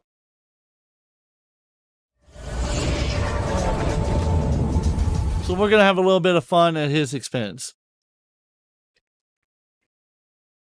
So the Parody Millennium account says, is it just you at the quartering that runs and fulfills the orders, or do you actually have dozens of staff? In June, you said something completely different. So you fired those dozens of employees, or were you lying then? Or are you lying now? This is why you're going to lose it all. It's because of your lies. And right here, he goes, we're so proud of the fake coffee brand that allegedly has dozens of staff. And now he's saying it's just him. Now it came from his recent bullshit apology page. The full email right here, which this is absolutely hilarious. You're going to love this. From Coffee Brand Coffee goes, hi, putting the person's name there. I dropped the ball, seriously. Over the past 60 days, I have taken on the entire of operations here at Coffee Brand Coffee, and learning the curve was very hard. I now personally take care of everything from fulfillment to customer service. It's just me. This is both good and bad at times, but I promise you going forward, everything will get a lot better. Like a lot. In parentheses. Coldfire says this guy needs to learn the Fifth Amendment. He does. I recently removed all of my fulfillment through Amazon so people can get quicker, cheaper shipping, and the transition's been rough. Stuff is going out of stock, wrong orders have been shipped. It's been quite frankly a mess in the short term, and I sincerely apologize. In parentheses, it should be all good now, finally. Jesus Christ, mate.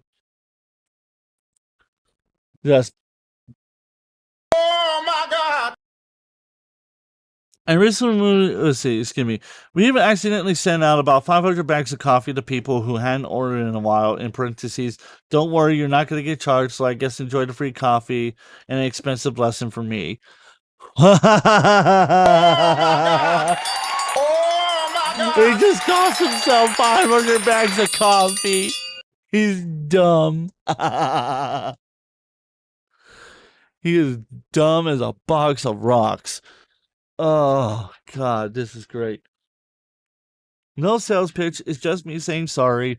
I'll do whatever it takes to make it right and earn you back as a customer, or, of course, keep you. Basically, everything now runs through our Amazon store, which I also run and do customer service for.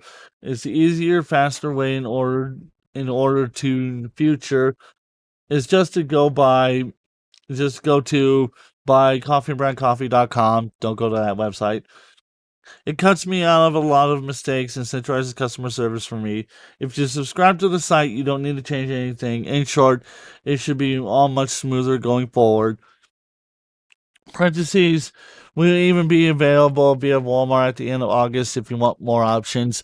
Oh, God, you can't even handle Amazon, and you're going to try to do Walmart? Bruh. Oh my God! Oh, yeah. God, now I'm flaccid. I mean, this guy is... He's gay! He's gay! He's gay! He's gay! And...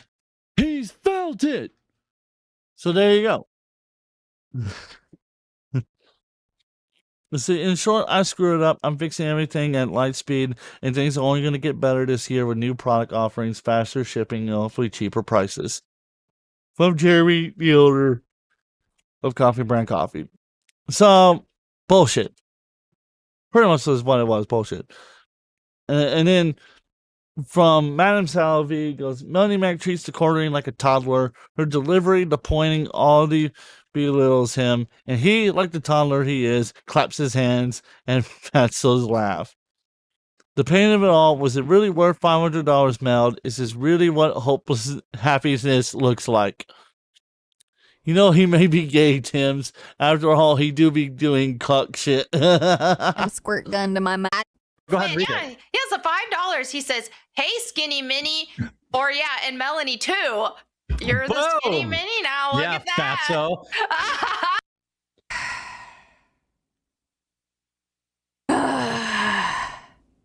This is rough. This is rough to watch. I don't know which one's more rough to watch. That that other video of attacking Jude Wario, or this one. God damn, this is rough. Everything about that just made me want to put a goddamn squirt gun to my mouth Oh yeah. and flood it full. Oh, yeah. I'm gonna get some water on that one. I'm gonna get some water. Oh, yeah.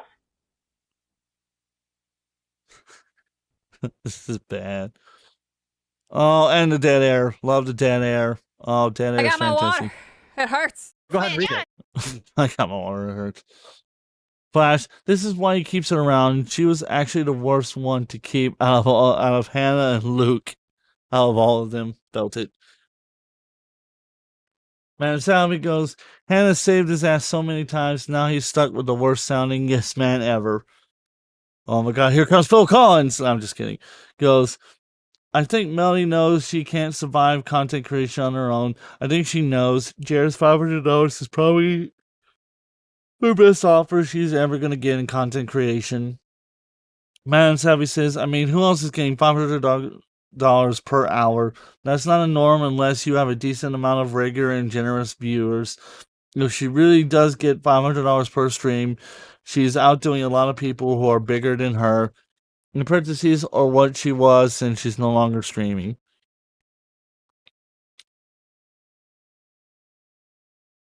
Madam Zelma right now is beating her fucking head into the desk. Beating her head into the fucking desk. Don't blame her.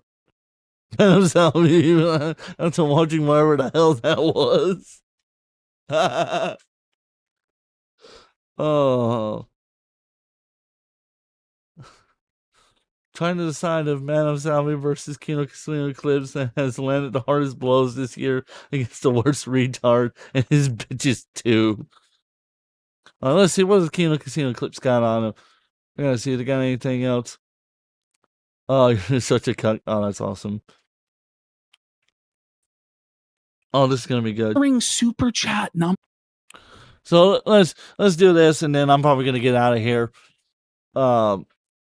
When the Kino Casino Clips goes, critical drinker takes a shot at the cornering after reviewing the Mandalorian movie, comparing the cast's lifeless performances to, quote, a fucking quartering video, end quote. Jared's Rumble chat numbers have also been revealed this week, along with the amount of people he's banned from his chat. Damn. Felt it. Numbers for the last week. Look at these numbers. That's for the full 30 show? for a full show. For 61 minutes, 1,740 messages. He made $37. He made $37. Wow. Oh, yeah. Oh my God! Oh my God! I need to get her banned too. $37. This one got 2,881 messages, $71 for 40 minutes. 36 minutes, 1,236 messages, got $35. God damn. $71. $35.67. Oh my god, bro. That's Why brutal. even go That's live? fucked. And then look at these mutes, by the way. Look at how many bands he's doing in each of these streams. Is it on that? I want to get on that ban Yeah, list. Oh, right there on the left. Sorry. 58, 58 38, mutes. 46. So he's banned about pretty close to 300 people in 4 live streams. In 4 live streams, he banned pretty close to 300 people. Holy crap, dude. Just give it up already. Bruh. Oh, yeah. Well, you just need to felt him more often. If you felted him more often, you would get banned. That's why you need to share my content around and tag his ass in it. So that way he'll get felted even more. 63. Like, he's doing as many mutes as many dollars he's making in a fucking stream, man. That's brutal. Not only is he not making any fucking money off of any of this shit, just a complete waste of time, but he's catching strays now from Critical Drinker. Did you see this? Yes, I did. Let's play this. It's a movie that has no good reason for even being a movie. A story that's nothing more than an episode of the TV show stretched out into a feature film, padded out with shameless filler, montages that go on forever, pointless conversations and sterile chase sequences, performances that contain all the passion and energy of a fucking quartering video, and apathetic... Oh!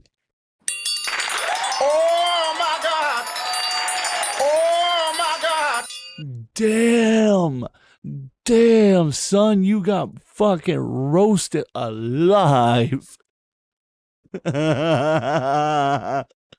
Felton in every way possible.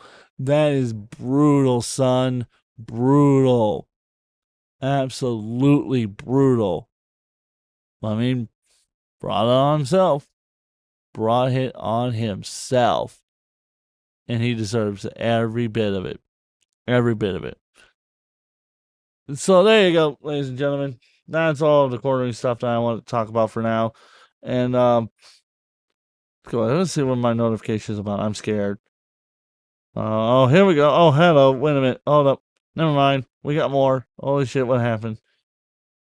2 gives me the willies. Oh, okay. What? It's like, I'm happy living my life arc that you're on, because like, people got mad when you like said the F slur. People got mad when you said, hey, Republicans shouldn't have a big tent. But they're really mad about you just being like, I don't give a fuck. I know. Like, I'm just doing my thing. I'm having... Don't you look like a crack addict? I mean, tell me, look at this face right here. Look at this face right here and tell me she don't look like a crack addict. Take a look at her face and tell me she don't look like a crack addict. I will wait. Do do do do do do do do do do do do do do do. Coldfire says, by the way, no, I keep asking if I can add his wife to my dragon horde. Yeah, yes. And he follows up with, yes, he does. Oh,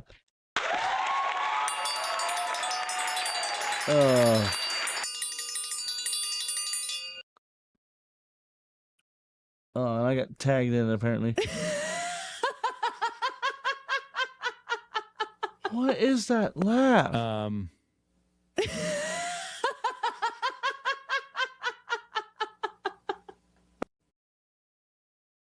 What is that fucking laugh? What is that? Like a horror villain?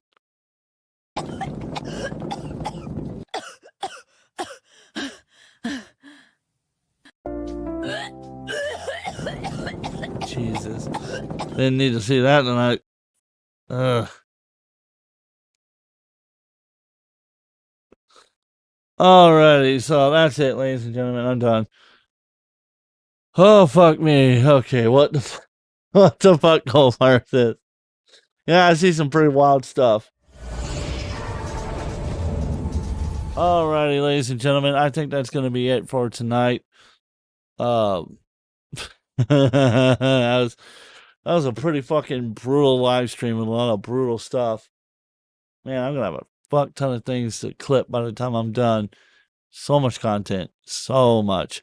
But, again, thank you so much, ladies and gentlemen, for watching. Make sure you like, share, subscribe. Follow me everywhere, obviously. It's going to be pretty interesting. And, Man, oh man. Oh, Jesus Christ. Nope, I ain't showing that on screen. So, like I said, thank you so much for watching. Until next time, this is AJ Timbs from the Den of Timbs signing out. Have a great one, everyone.